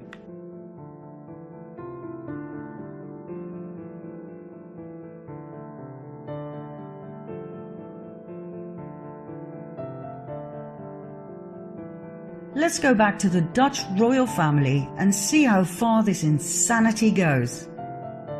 you've already met King Willem-Alexander and his beautiful Argentinian wife Maxima. They both have very interesting fathers. Maxima's father, Jorge Zorrigueta, was Minister of Agriculture in the regime of General Jorge Videla, a military dictator who ruled Argentina from 1976 till 1981 and who was responsible for the kidnapping, torture and murder of an estimated 30,000 people. As part of the Videla government, Zorrigueta must have known about the atrocities, but he claimed not to have been aware of the so-called Dirty War. In 2006, Zorrigueta was discredited once again during a lawsuit against the top of the Banca Repubblica for money laundering the profits of drugs and weapons trade. Zorrigueta was on the board of directors between 86 and 96, the time of major deals between the bank and drug cartels. But once again, he came out clean due to bribery and corruption. His daughter Maxima didn't meet Willem-Alexander until 1999 in Spain. At least that is the official narrative, which is weird as the Dutch royal family had known the Zorriguetas for generations. Why did they lie about that?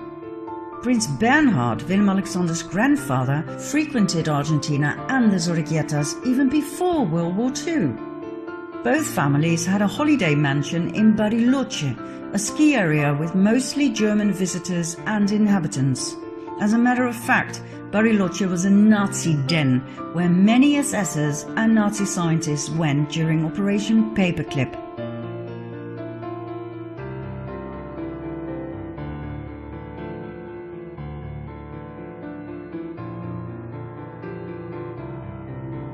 I was taught in school that the Nazi leaders were all convicted in the Nuremberg trials, that justice was served. But did you know that only 10 Nazis were hanged and only 7 went to jail? That's it! The big Nuremberg trials, only 17 of them? Did you actually think, like I did, they all got what they deserved? Well, think again. They had way too much knowledge. Most of them were welcomed with open arms. NATO, NASA, they all loved them.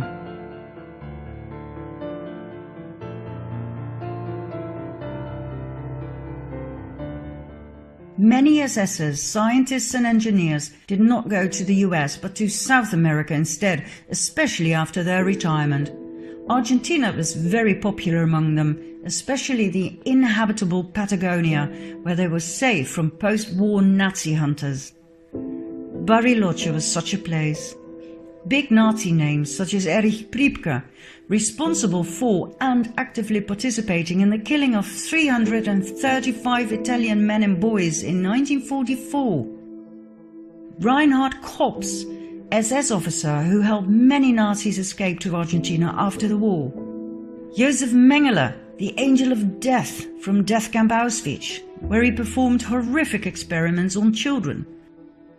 And Adolf Eichmann, one of the major organizers of the Holocaust, all lived in Bariloche, later the favorite ski location of the Dutch royal family and the Zorriguetas. Both King Willem-Alexander's father and his grandfather were German. Both were part of the Nazi movement. Klaus von Amsberg, Willem-Alexander's father, was a member of the Hitler Youth. His parents were active participants in Hitler's NSDAP. When journalist Wim Klinkenberg wrote an article about Prince Klaus's Nazi past in Panorama magazine of December 1965, Dutch Prime Minister Cals personally interfered. He was tipped about the contents of the article, in which clear evidence was presented that completely contradicted the official story about our prince's past. Cals ordered all 420,000 magazines that had only just been printed to be destroyed. Incriminating evidence, documents, letters, etc. against the Dutch royal family were stolen from journalist Klinkenberg's home. The people of the Netherlands were not to find out about the dark side of the royal family. King Willem-Alexander's grandfather, Bernhard von Lippe-Biesterfeld, was member of Hitler's NSDAP, the SA, and the SS, where he served Himmler's elite cavalry, the Equestrian SS. During the Nuremberg trials, the Equestrian SS was the only division that was not prosecuted, so that Bernhard von Lippe-Biesterfeld, by that time married to the Dutch Queen Juliana van Oranje-Nassau, would remain safe from prosecution and from scrutiny. Do you realize how much power the Dutch royal family must have had to accomplish this? I wonder how many Dutch people know about this. I was taught in school that Bernhard was a war hero, that he served the British Secret Service, that he even wanted all 200 Dutch SSers executed at the end of the war. So many lies. At his wedding with Queen Juliana, the orchestra was asked to play the Nazi song of the NSDAP. The director of the orchestra, Peter van Anrooy, refused, as did some of the musicians. But Bernhard made it happen. The song was played, many guests offered the Nazi salute, and the musicians who had been willing to play the song were later rewarded with a medal. During the war, Royal Shell gave millions of tons of crude oil to Hitler for free, a deal set up by Prince Bernhard. The crude oil was used for the Nazi tanks to invade and conquer the Netherlands. The people of the Netherlands were handed over to the Nazis by their royal family.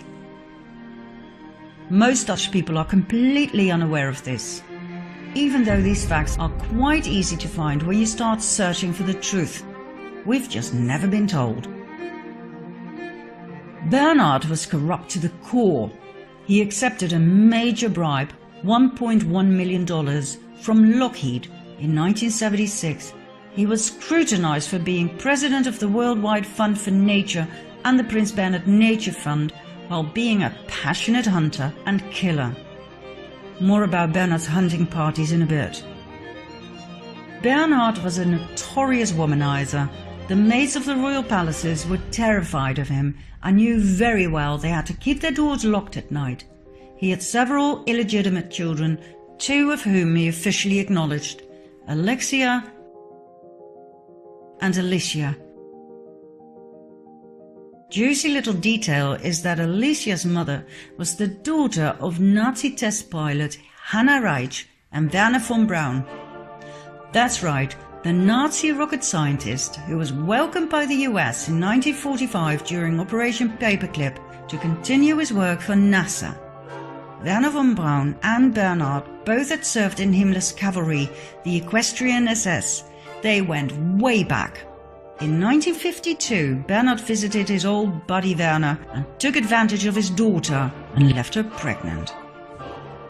After that, he was no longer on speaking terms with the mother of his illegitimate child, as he put it himself.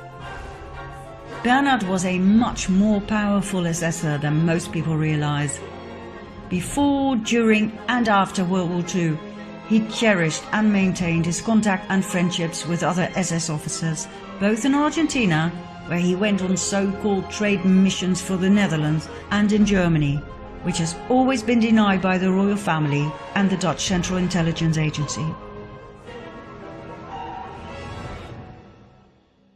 Bernhard also founded the Bilderberg Group, where political and industrial leaders gather once a year to discuss, well, nobody really knows, as it's highly secretive. You can only become part of this exclusive group upon invitation. When Prime Minister Luns tried to enter the conference in 1977, he was literally thrown out. There's one thing all researchers agree on: the Bilderberg Group is definitely cabal. There's one more thing Bernhard was known for, and this is where it gets really dirty. It's the main reason why I put so much emphasis on our royal family. And this is something everybody needs to know. Come quickly to part 8.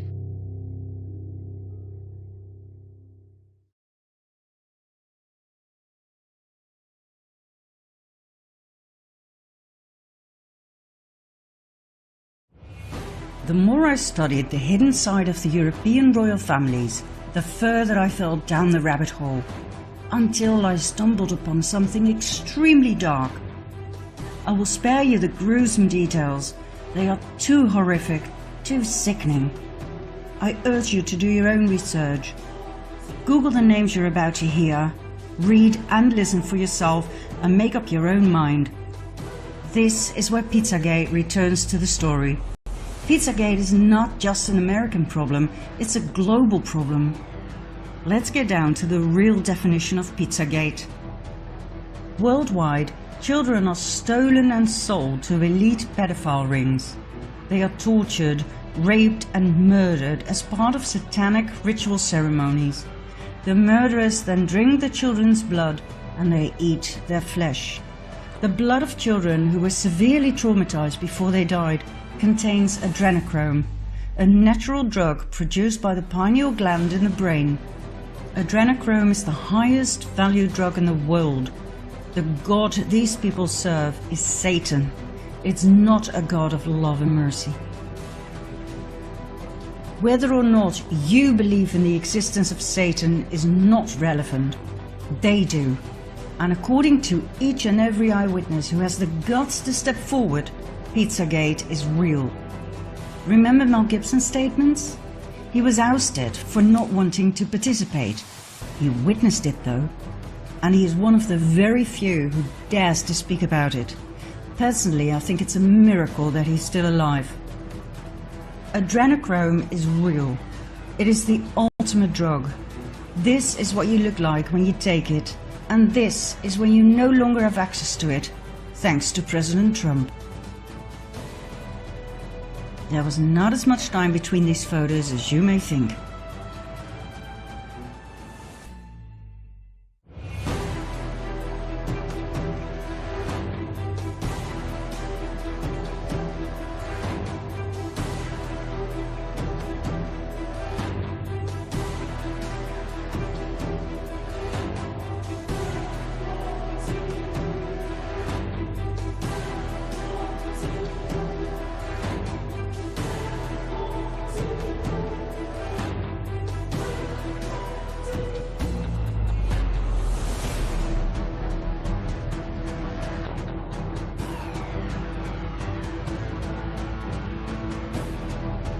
Not many children survive the satanic ritual ceremonies. The very few ones that do were not meant to be killed. They were there to sexually serve the elite. Royalty, sheikhs, top politicians, bankers, judges, church leaders, worldwide. Most survivors were born into satanic cult families. When you study all of the survivors' accounts, you will see they have a lot in common. The same description of the atrocity inflicted upon them, the same names of perpetrators, and the same elite they belong to. The problem, however, is that these survivors are not believed by most people. It's easier to assume that they're insane or attention seekers than to face the horrible truth. Furthermore, not many survivors dare to step forward. They are simply too traumatized. I spent countless hours listening to their horrifying accounts. I read police reports, and I am convinced these people are not crazy. They are not attention seekers nor liars. Their stories are consistent. Please do your own research and find out about the following victims and/or eyewitnesses. The Dutch Annemarie van Blijenburg, Toos Nijenhuis, Anneke Lucas, and Ronald Bernard. The Irishman Richard Kerr, brother and sister Gabriel and Eliza Dearman from the UK, the American Sarah Ruth Ashcroft, and the Australian Fiona Barnett. Whenever a child sex offender was arrested in the Netherlands and its neighbouring Belgium, think Mark Dutroux, Roberts Mickelsons, they all swore they were supplying children for a large elite network. They were not believed. They were presented to the public as lone wolves, operating on their own. Most viewers will now once again experience some more cognitive dissonance. But hey, remember when the first reports emerged about the sexual abuse of boys and girls by Catholic priests and nuns? At first nobody believed it. People were too shocked to handle it. But now, so many years later, it is common knowledge to most people. The church paid millions of dollars to its victims in an effort to silence them. We now have the evidence. We have numbers, statistics. People have grown used to the idea that priests, bishops and cardinals raped children on an enormous scale. And if you think the popes washed their hands in innocence, you're in for a big shock. Now I realize that satanic cult offerings of babies and children is a step further than sexual abuse. But I can assure you that more and more victims will soon speak up. And step by step, people can work their way through their cognitive dissonance so that soon we'll be able to save these children. Where do these children come from? How come they can simply disappear without a trace? Without worried parents who report them missing?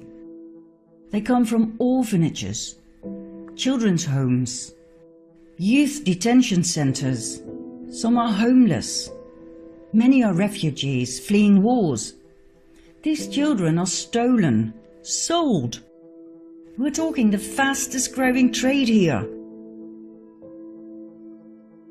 According to the survivors, not only the Dutch but also the British royal family are heavily involved in all of this.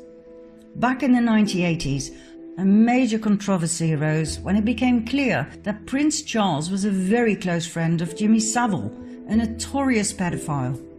Not only Charles, the entire royal family loved Savile, as did Prime Minister Margaret Thatcher. Savile was named by many victims and was said to have been extremely violent and cruel. He was never prosecuted and died a free man. Then there's the interesting close friendship between Prince Andrew and convicted pedophile Jeffrey Epstein. Epstein held several young women as sex slaves, hiring them to his elite friends such as Prince Andrew. The royal family has always denied the allegations.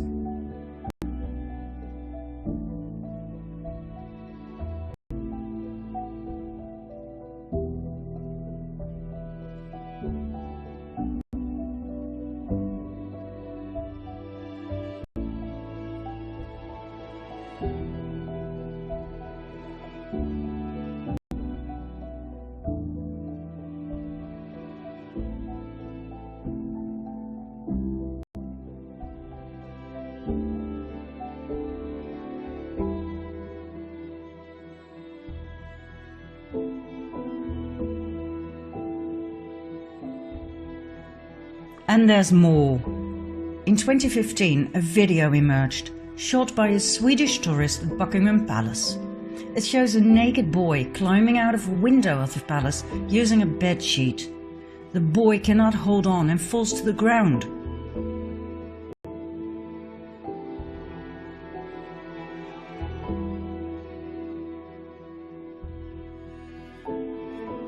The mainstream media tried their utmost best to debunk the video. Buckingham Palace declined to comment on the video, and the Metropolitan Police said they had no reports of the incident. Now, I don't know what it is with the royal family, but something's definitely weird. Have a look at Prince William's wife Kate, right after giving birth in 2018. Why on earth would she pick a dress that is identical to the one in the horror movie Rosemary's Baby, where Rosemary gives birth to Satan's child? What kind of an insane coincidence is that? According to the satanic ritual abuse survivors, the popes too were and are heavily involved. Pope Francis, Pope Benedict. Like I said, they do not wash their hands in innocence. On the contrary.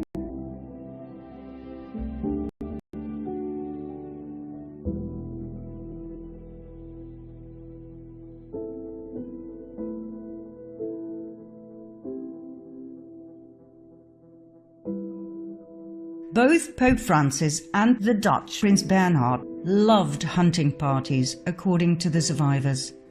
Once again, I will do you the great favor of sparing you the disgusting details, but it boils down to this. The hunting parties took place in secret in forests, most of which belonged to royal estates in several European countries.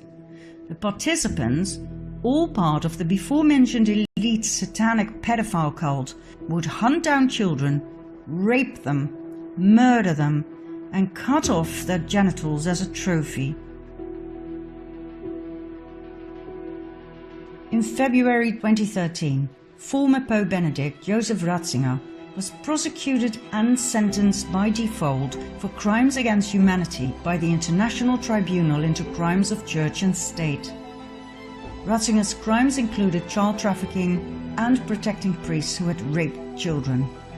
Is this why he stepped down, even though being a pope is a nomination for life? Interesting little detail is that lightning struck St. Peter's twice, only moments after his resignation. The same verdict followed for Pope Francis. One accusation was added: complicity in murder in Argentina. Others who were also prosecuted and sentenced for crimes against humanity were the British Queen Elizabeth Windsor and her husband Prince Philip, former Canadian Prime Minister Harper, and 27 other dignitaries. Whether or not this will lead to arrests? Time will tell. For now, both the Pope and the royal family enjoy immunity. The International Tribunal into Crimes of Church and State extensively investigated the case of the rape, torture and murder of 50,000 native children in Canada. The United Church of Canada, the Anglican Church and the British royal family played a major role in this case, as did the Dutch royal family, who fled to Canada to be safe from World War II. As far back as 1942, an investigative journalist of the Canada Gazette thoroughly studied the case and came to the shocking conclusion that 50,000 native children had disappeared from 80 Canadian Indian residential schools, and that 31 mass grave sites have been found inside the school grounds containing the remains of children.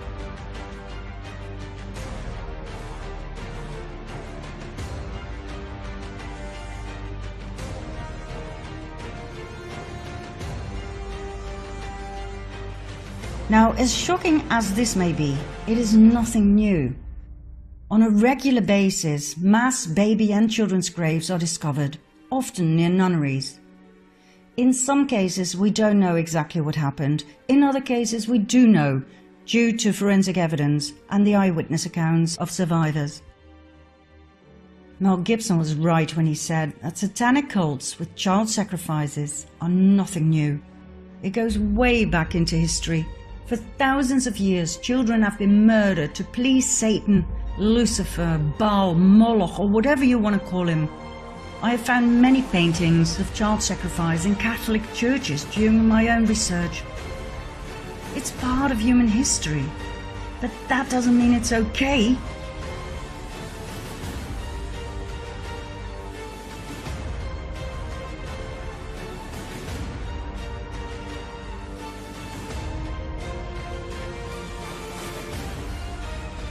We all know about the Aztecs and the human sacrifices, and we can deal with that, for it's old.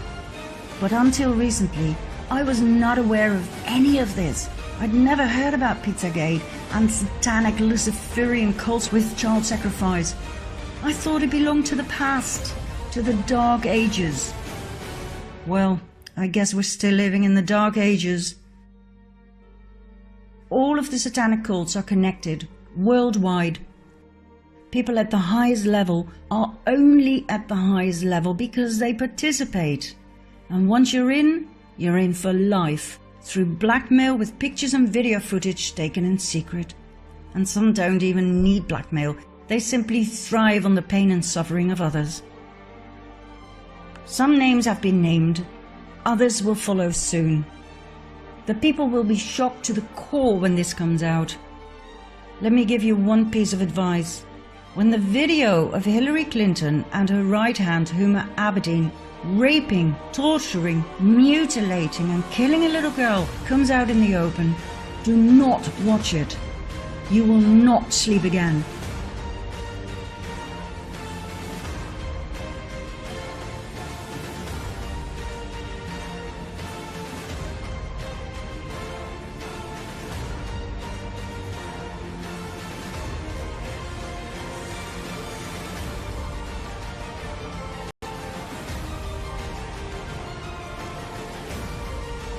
There are certain things I will not share with you here, simply because they are too horrific. Like this shower torture of a child by John Podesta. Search and find it for yourself if you like. I wish to wake people up, not traumatize them. The same goes for the red shoes. You want to know what they're made of? Do your own research.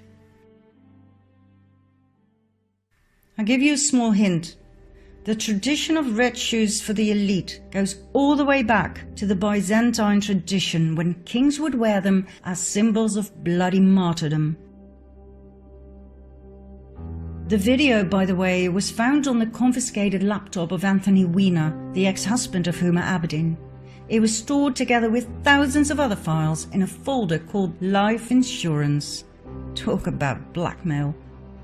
Weiner, by the way, was sentenced to serve 21 months in prison for sending sexual texts to a minor back in 2017. Oh, and the good news is, Weiner's laptop has officially been accepted in court as evidence. I can assure you we'll be hearing a lot more about its contents very soon. Now, what happens when you try to make any of this public? Either your TV career ends right there and then, or you get a heart attack,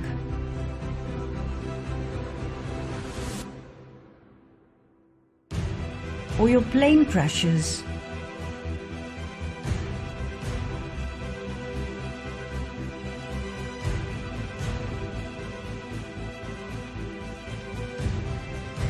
or you end up dead in a hotel room.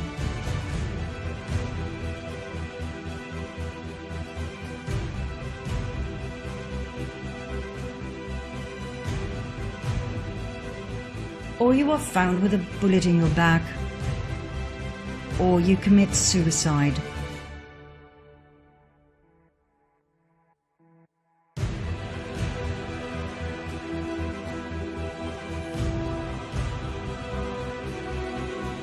And guess what? I haven't even shown you the real top of the pyramid of power yet, just the visible top.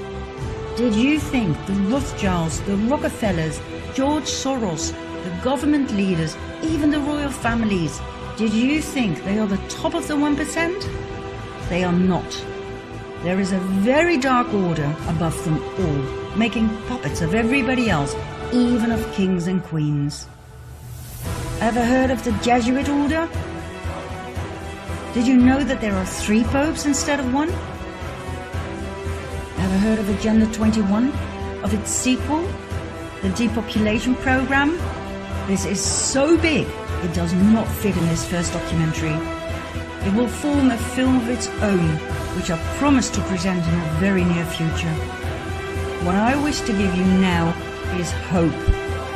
After all of this misery, it's time for some light. And the good news is, there is plenty of that. Come with me, finally, to the good news in part 9 and 10.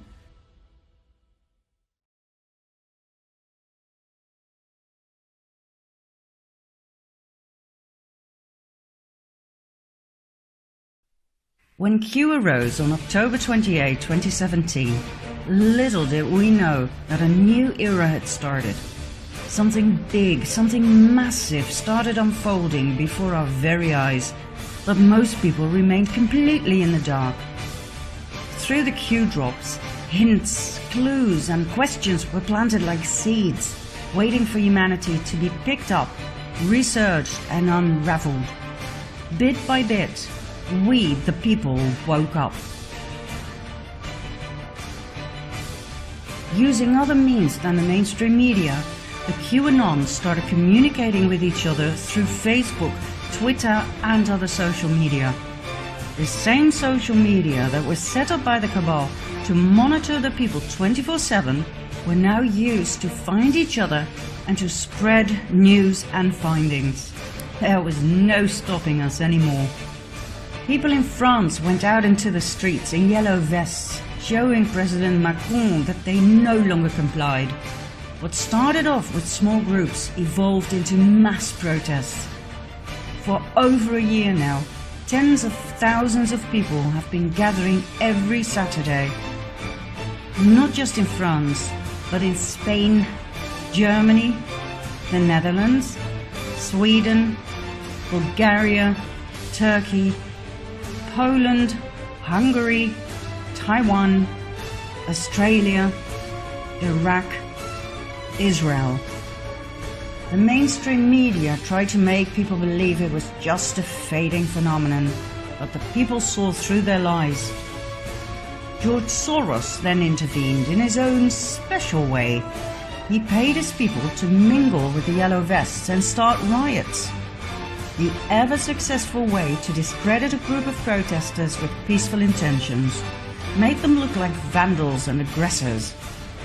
Soros's rats attacked the police. But this strategy didn't work either. His rats were not very smart. They forgot to put on yellow vests, and in the heat of the fight they shouted, "Paris! Paris! Antifa!" Then they forgot who they were supposed to attack, so they went for the yellow vests as well. Macron got scared. He told the French police to strike down the protests with all means necessary. But the police officers took off their helmets in solidarity with the yellow vests. What else could the cabal do? Use extreme violence. Army forces were deployed. Snipers were put on rooftops to shoot at the yellow vests if necessary. Thousands of people got injured. People died. France is in the middle of a civil war, but the mainstream media remains silent. 23 yellow vests have died for believing in a better world.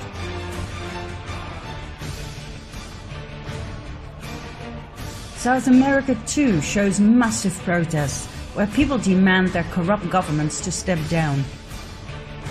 The world is experiencing the biggest revolution ever. The worst nightmare of the cabal has come true. The people have woken up.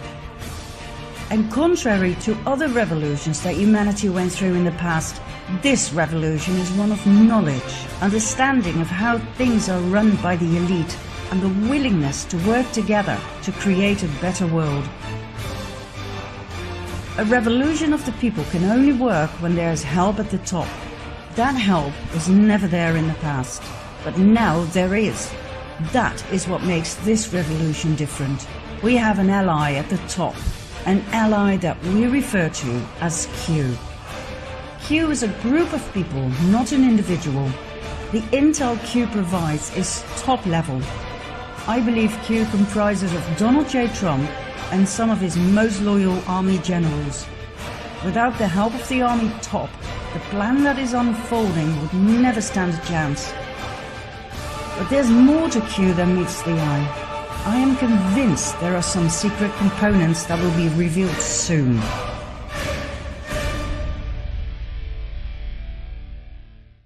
President Trump and the entire Q team are working out a plan that has been in the making for the past 20 years. A plan so all-encompassing, it took this long to calculate every step, every move to perfection. Every possible outcome of each and every step was thoroughly mapped out, leading to the next optimal move. We're talking probability calculation at the highest level. How do we know? Because Q made predictions of events that we, the people, could never have foreseen. President Trump gave clues in his speeches that pointed to events that were about to unfold, but most people didn't even notice them. The mainstream media made fun of them, but the QAnons recognized them and realized just how brilliant Q really was. Let me give you a few examples. In the middle of a press conference in November 2017, Trump stopped a few times to take a sip of water from a small plastic bottle.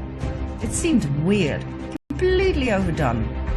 He repeated this a month later in the middle of a talk about national security. He held the glass with two hands like a child. The mainstream media went hysterical, claiming the president was either retarded or suffering from some degenerative disease. The Anons, however, knew immediately that he was pointing out something. The water bottle contained Fiji water. Fiji water is bottled on the Isle of Wakanda. In 1973, Wakanda was bought by a Canadian businessman, David Gilmour. In 1996, he founded Fiji Waters. In 2016, Claire Bronfman, heiress to the multi-billion-dollar Seagram liquor fortune, bought 80% of Wakanda from Gilmour and financed the setup of NXIVM on the island. Exactly, the sex cult run by Keith Raniere, who branded his initial into the women that he kept on the island as sex slaves, who were lured in by sweet-faced Alison Mack, the Smallville actress. The ball started rolling, arrests were made, and in April 2019, Raniere was found guilty on all charges, including racketeering and sex trafficking. Some of his victims were minors. Claire Bronfman and her sister Sarah pleaded guilty on all charges, as did Alison Mack. More incriminating things will come to the surface soon. NXIVM donated a large amount of money to the Clinton Foundation. Claire Bronfman was CEO of a company called Bronfman Rothschild, as was Evelyn Rothschild and his wife Lynn. Remember them from the previous episodes? Isn't it fascinating how the same key players keep popping up? There's one more disturbing thing about this case, which involves the Dalai Lama. In May 2009, the Bronfman sisters organized an event with the Dalai Lama in Albany. There was a lot of criticism towards the Dalai Lama. How could he connect his good name with a sex cult? But he decided to go anyway. 10 days after the event, the Dalai Lama Trust was founded.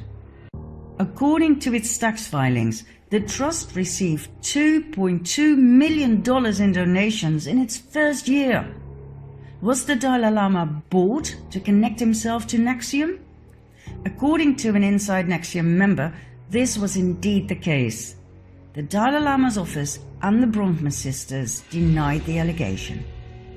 Now that this has come out into the open, it would be nice if the Dalai Lama would at least explain why he went along with the sex cult or apologize. But instead, he blames Trump on unethical behavior. Now, why was the Fiji case so important? NXIVM will soon turn out to be just a small fish compared to what's coming. Think crimes against children, sex trafficking, and satanic child sacrifice. Think big names like the Clintons, the Obamas, and the Podestas. What Trump did was he started off with a case important enough to be presented to the people, but small enough not to completely shock them. He chose NXIVM to let the public get used to the major offences that are about to be revealed. This is what we call red-pilling the people, a term coined in the movie The Matrix. Do you want the blue pill or the red pill? If you choose the red pill, you will be shown the truth, and there's no way back. Here's another example of Trump's brilliant strategy. In June 2017, Melania boarded the presidential plane on her way to visit a youth detention center with Mexican migrant children who had been separated from their parents. She wore a coat with the text, "I really don't care, do you?" It was a strange choice, for the coat wasn't fashionable at all, and the text was quite provocative, to say the least. Once again, the mainstream media went into a frenzy, but the QAnons knew the Trumps were giving yet another clue. The coat turned out to be a Zara product. An investigation made clear that Zara made use of slave labor. As a result, Armancio Ortega, founder and CEO of Zara, resigned 6 months after Melania's action. Yet another clue that was being given by Melania was the fact that these children were not separated from their parents, but saved from child traffickers. More than 8,500 CEOs resigned over the last 2 years, many for unclear reasons, just like Hugh had predicted. Was Trump indeed draining the swamp like he had promised? One of Q's crumbs that was repeated several times was, "We have the server." It quite clearly referred to Hillary Clinton's server, the one she tried so hard to destroy before it would be used against her in a court of law. But how did the Q team lay their hands on it? The clue was given in Helsinki, Finland, when Trump met Vladimir Putin on July 16, 2018. Trump openly asked the audience, "Where is the server? Where are the servers? They are missing. Where are they? What happened to Hillary's emails? 33,000 emails. They're gone. Just gone. I think it's a disgrace." Remember the scene with the soccer ball? Putin handed Trump the ball and said, "The ball is now in your court." Trump took the ball and said, "This will go to my son, Barron." He then threw the ball to Melania. What was so special about the ball? Why the big smiles and the twinkling in their eyes? What was going on here? And why did Melania post a tweet with this picture later that year? Many QAnons agree on the theory that the content of the servers was inside that soccer ball, containing enough incriminating evidence to put a lot of people in Washington, D.C. behind bars for life. Try evidence for the Uranium One scandal, where Hillary Clinton, as Secretary of State, and with knowledge and approval of President Obama, gave Russia control of 20% of America's uranium by approving the Rosatom deal.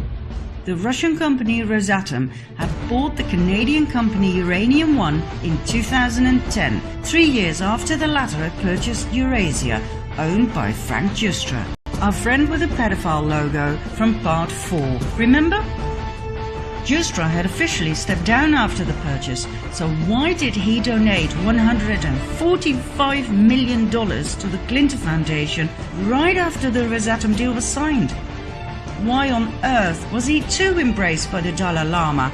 Why the hell did he get the Dalai Lama Humanitarian Award when he is involved up to his ears in child trafficking?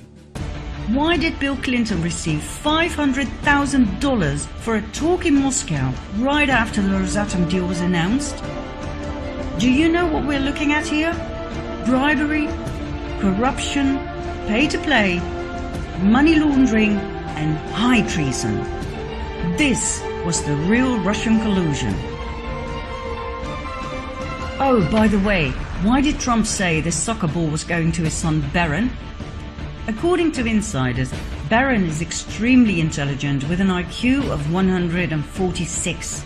He is said to be incredible with computers, especially when it comes to hacking, cracking codes, passwords, etc.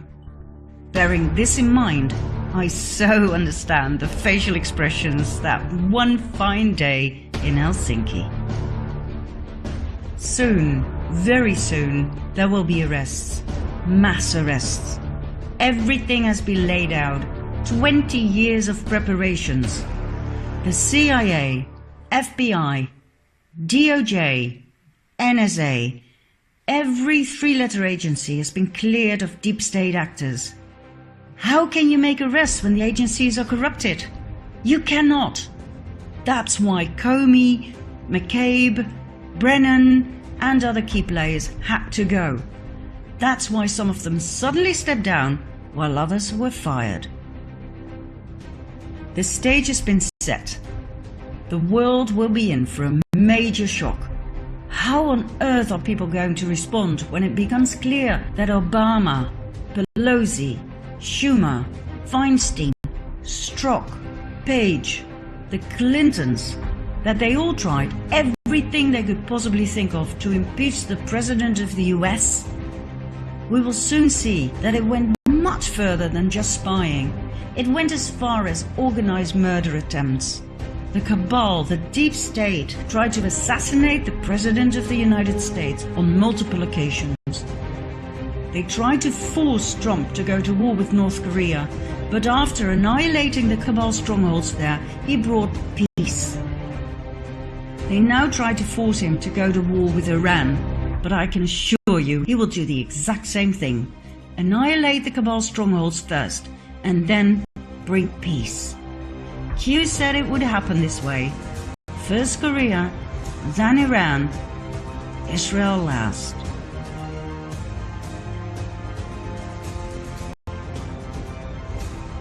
Then there is Obama's high treason. Everything you were told about him by the mainstream media will soon turn out to be false, falsified on purpose. Soon we will be presented with hard evidence concerning his birth certificate, his ties to the Muslim Brotherhood, the extremist party behind ISIS. Pictures such as these will start to surface.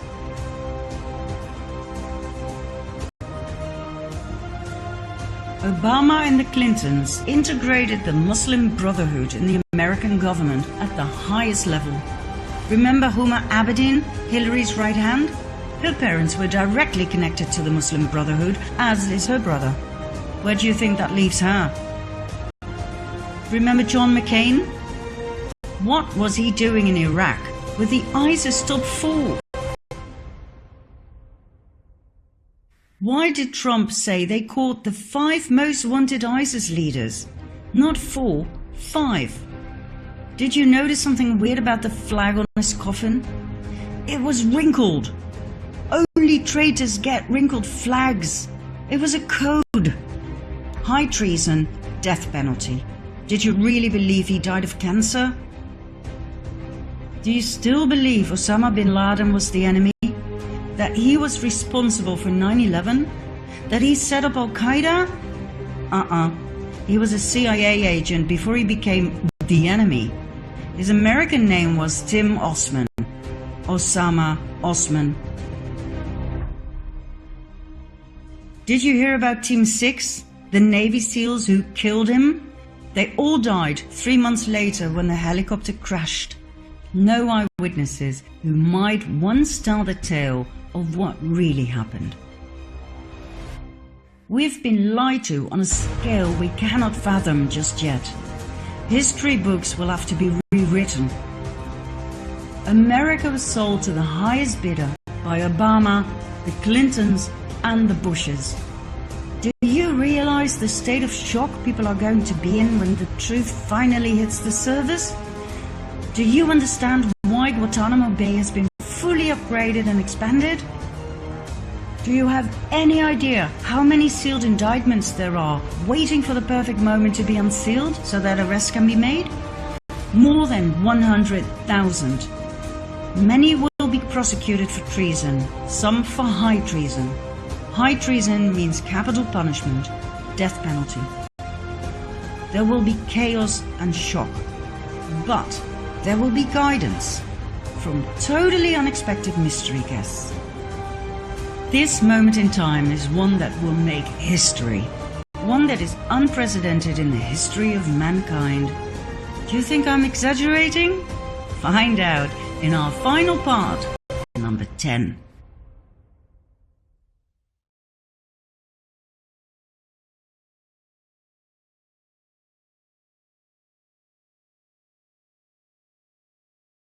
When everything we've seen in the previous episodes is presented to the public with undeniable evidence, people will be in shock. The normal way to deal with shocking information is to first deny it and ridicule the messenger, then get scared, angry or depressed, and finally accept it as the new paradigm. This will take some time. I believe we're going to need a spokesperson to convey to the world what happened. Somebody who will be believed by everybody, Democrats and Republicans alike. That person cannot be Donald Trump. He will be hated by the Democrats, no matter how much peace he brings upon them. If I were to choose, for the US at least, it would have to be JFK Jr., John as his father used to call him. Loved and trusted by the entire nation, mourned by every American citizen. Too bad he is no longer amongst us. Or is he? When I first heard about the possibility of him still being alive, I thought, oh God, not yet another conspiracy theory. But when I did some more research, I started doubting. This is an aerial photograph of JFK's memorial. That's right, it's a Q. Remember this code? It was engraved in the ship bell on JFK's boat. Where we go one, we go all. JFK was murdered because he wanted to expose and get rid of the cabal. He intended to start with the CIA, just like Donald Trump. He too knew that the CIA had turned into an uncontrollable monster that no president or government could restrain, but he had no idea what he was up against. JFK was assassinated. Nobody will ever forget these pictures. John saluting at his father's funeral. The entire nation mourned. Junior grew up to be a lawyer. He swore he would avenge his father and take his killers to court, even if he had to bring down the government, as he put it. He ran for the New York Senate seat in 1999, as did Hillary Clinton. John would have won by miles. He was born to be the next president of the US. But it wasn't meant to be. On July 16, 1999, his plane crashed into the ocean. There were no survivors. All three on board, John, his wife Carolyn, and her sister Lauren, died upon impact. Their bodies were retrieved and cremated. The remains were kept in Tiffany blue boxes before they were scattered at sea. The entire nation was in shock. Donald J. Trump was in shock. He and John were close friends. When John died, Trump swore he would finish his mission. He promised he would take the murderers of JFK, Sr. and Jr. to court. He swore to drain the swamp. Could John Jr. still be alive? Is it possible that he staged his own death, knowing there was no way he would survive the wrath of the cabal? The only way to possibly fulfill the mission was to stay low. A master plan was developed, and in the course of 20 years, every single step was analyzed and executed. An entire team was put together with insiders at the top who were willing to give their lives for the cause, the annihilation of the cabal and the liberation of the people. They left hints and clues as to inform those who had already woken up to the truth. Trump communicated directly with the people by means of his Twitter account, thus avoiding the corrupted mainstream media. In every speech and every tweet, he used codes for the QAnons to pick up on. He used spelling errors such as kafefe instead of coffee, referring to a new act about the saving of all social media posts by the president. The act was introduced 12 days after Trump's tweet. He wrote hamburgers instead of hamburgers, referring to people who are below the devil and who commit acts that even the devil would consider evil. He wrote smoking gun instead of smoking gun, referring to the secret, perverted orgies of John Podesta and friends.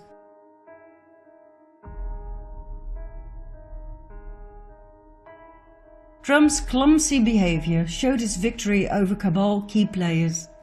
Every move, every so-called error, every little detail was important. Everything was a communication with the people. Remember when Donald and Melania Trump were welcomed by the Obamas at the White House on day one of Trump's presidency? Remember the gift Melania gave to Michelle? The Tiffany blue box? What does that remind you of? Remember the Tiffany blue coat Melania was wearing? So many references to JFK, Sr. and Jr.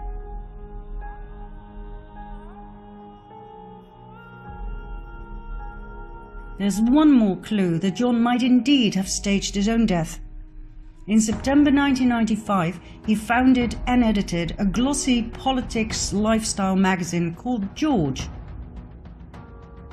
In this particular edition, the cover seems to be giving a lot of clues.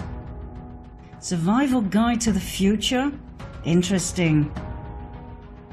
Bill Gates on world domination? Okay. Hillary Clinton, Indictment Day. Will Hillary get busted? Wow.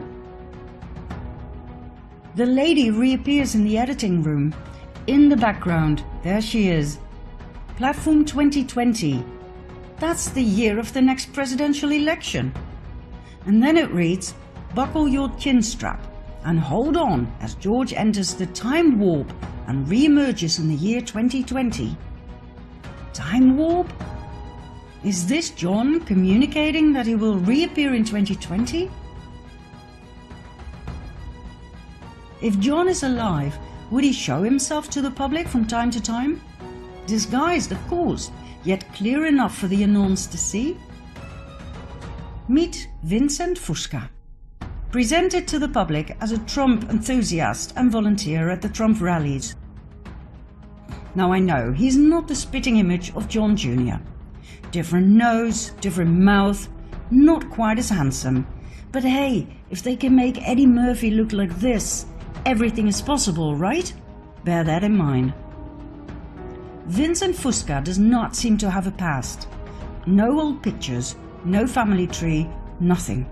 He suddenly appeared. His name means Conqueror of the Dark.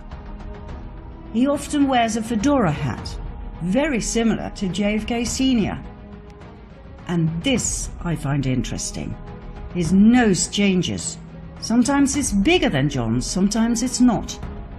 Now I can understand why John would change his appearance slightly from time to time as to give hints to the QAnons. But why would a Trump fan do such a thing? Then there's the mystery lady in the audience, always close to Fusca. My, doesn't that big smile look familiar? What about Lauren, Carolyn's sister? The two were very close. Maybe Carolyn didn't want to disappear without her? Maybe she was informed on the plan? And maybe she decided to join them and stay low as well? Could this be Carolyn, presented as Fusca's colleague at the rallies? When Q was asked, is JFK Jr. alive? The answer was no. But when Senior dies, Junior no longer is Junior. The question should have been, is JFK alive? Where does all of this leave us? With the perfect spokesman when he is needed. And that may be sooner than you think.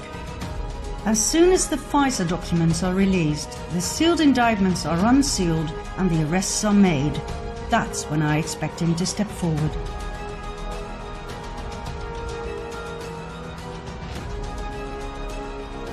The world is in the middle of the greatest transition ever. An entire era of suppression of the masses is about to end. I doubt if we can fathom the vastness of what is about to be revealed, nor the impact it will have on the world. Think about it. World peace to start off with. That's literally what Trump said to a reporter who asked if he'd be nominated for the Nobel Peace Prize. The prize will be world peace. Can you imagine a world without war? I don't think we can. We've been led to believe that war is normal, that it's part of being human. Well, it's not. Suppression isn't normal. Poverty isn't normal. There's enough food to feed the entire world. The problem is uneven distribution of means, money and food. Taxes aren't normal, they're not even legal. Trump has already stated he will get rid of the Fed and several taxes, including income tax. As we've seen in part 2, they are illegal, unconstitutional. Can you imagine how much money can be saved that way? Can you even begin to imagine what even distribution will look like? Then there's the impact all of this is going to have on our use of energy resources. I'm sure you've heard of Nikola Tesla, the famous inventor of many beautiful things in the area of electricity, magnetism and physics in general. An absolute brilliant mind who wanted to share his invention of free energy with the world. This was a thorn in the side of the cabal, who made billions of profit with oil, coal, and other fossil fuels. Tesla was arrested, his work was stolen. All his inventions were seized by the American government. John Trump, Donald's uncle, was a brilliant physicist, electrical engineer and inventor. During World War II, he joined the National Defense Research Committee. In 1943, he reviewed and analyzed the Tesla papers right after Tesla died. That's right, Tesla's inventions on clean and free energy, on anti-gravity, and on much more that has been kept hidden from the public because there was no money in it, fell into the hands of Donald Trump's uncle, whom he loved and greatly admired. Guess how that fits in Q's plan to save the world. Oh, and there's one more thing. Take a look at this picture. Doesn't John Trump remind you of someone? Somebody very important in the truth movement? Julian Assange. Could he be John Trump's son? Donald Trump's cousin? Let's put it this way. Nothing surprises me anymore, and it sure makes sense. And bearing in mind all the magnificent inventions of both Nikola Tesla and John Trump, I wouldn't be surprised either if they had invented a time machine. After all, if you can bend space, which was definitely within the reach of Tesla, then you can change time. If quantum physics is correct, if you can really jump from one timeline to another parallel one, you can time travel, change certain things and go back without people noticing a thing. Unless you leave clues behind, like a magazine that seems totally out of place. Like Q predictions of specific outcomes that could impossibly have been foretold, not even with the use of quantum probability theory. Is that how Q works? With direct knowledge of the future through various timelines, probability waves? Is that why Trump is still alive and even missile attacks have been countered? Is this how Q manages to predict exact poll numbers and events to the minute and second precise as encoded in the Q drops and the Q clock? Is this how the mysterious author Ingersoll Lockwood was able to write a book in 1889 and another one 4 years later about young Baron Trump and his adventures through a space-time portal guided by a man called Don, the master of all masters? All current topics are in the books. Dirty politics, an unexpected candidate, a man called Pence, Russia, even the exact location of the Trump Tower. 1889? The mysterious author also wrote a book about the last president. Furthermore, his name appears on a watch, the Ingersoll Trump Pocket Watch. The same sort of watch used by the White Rabbit in Alice of Wonderland, a tale often referred to by Q. Time travel?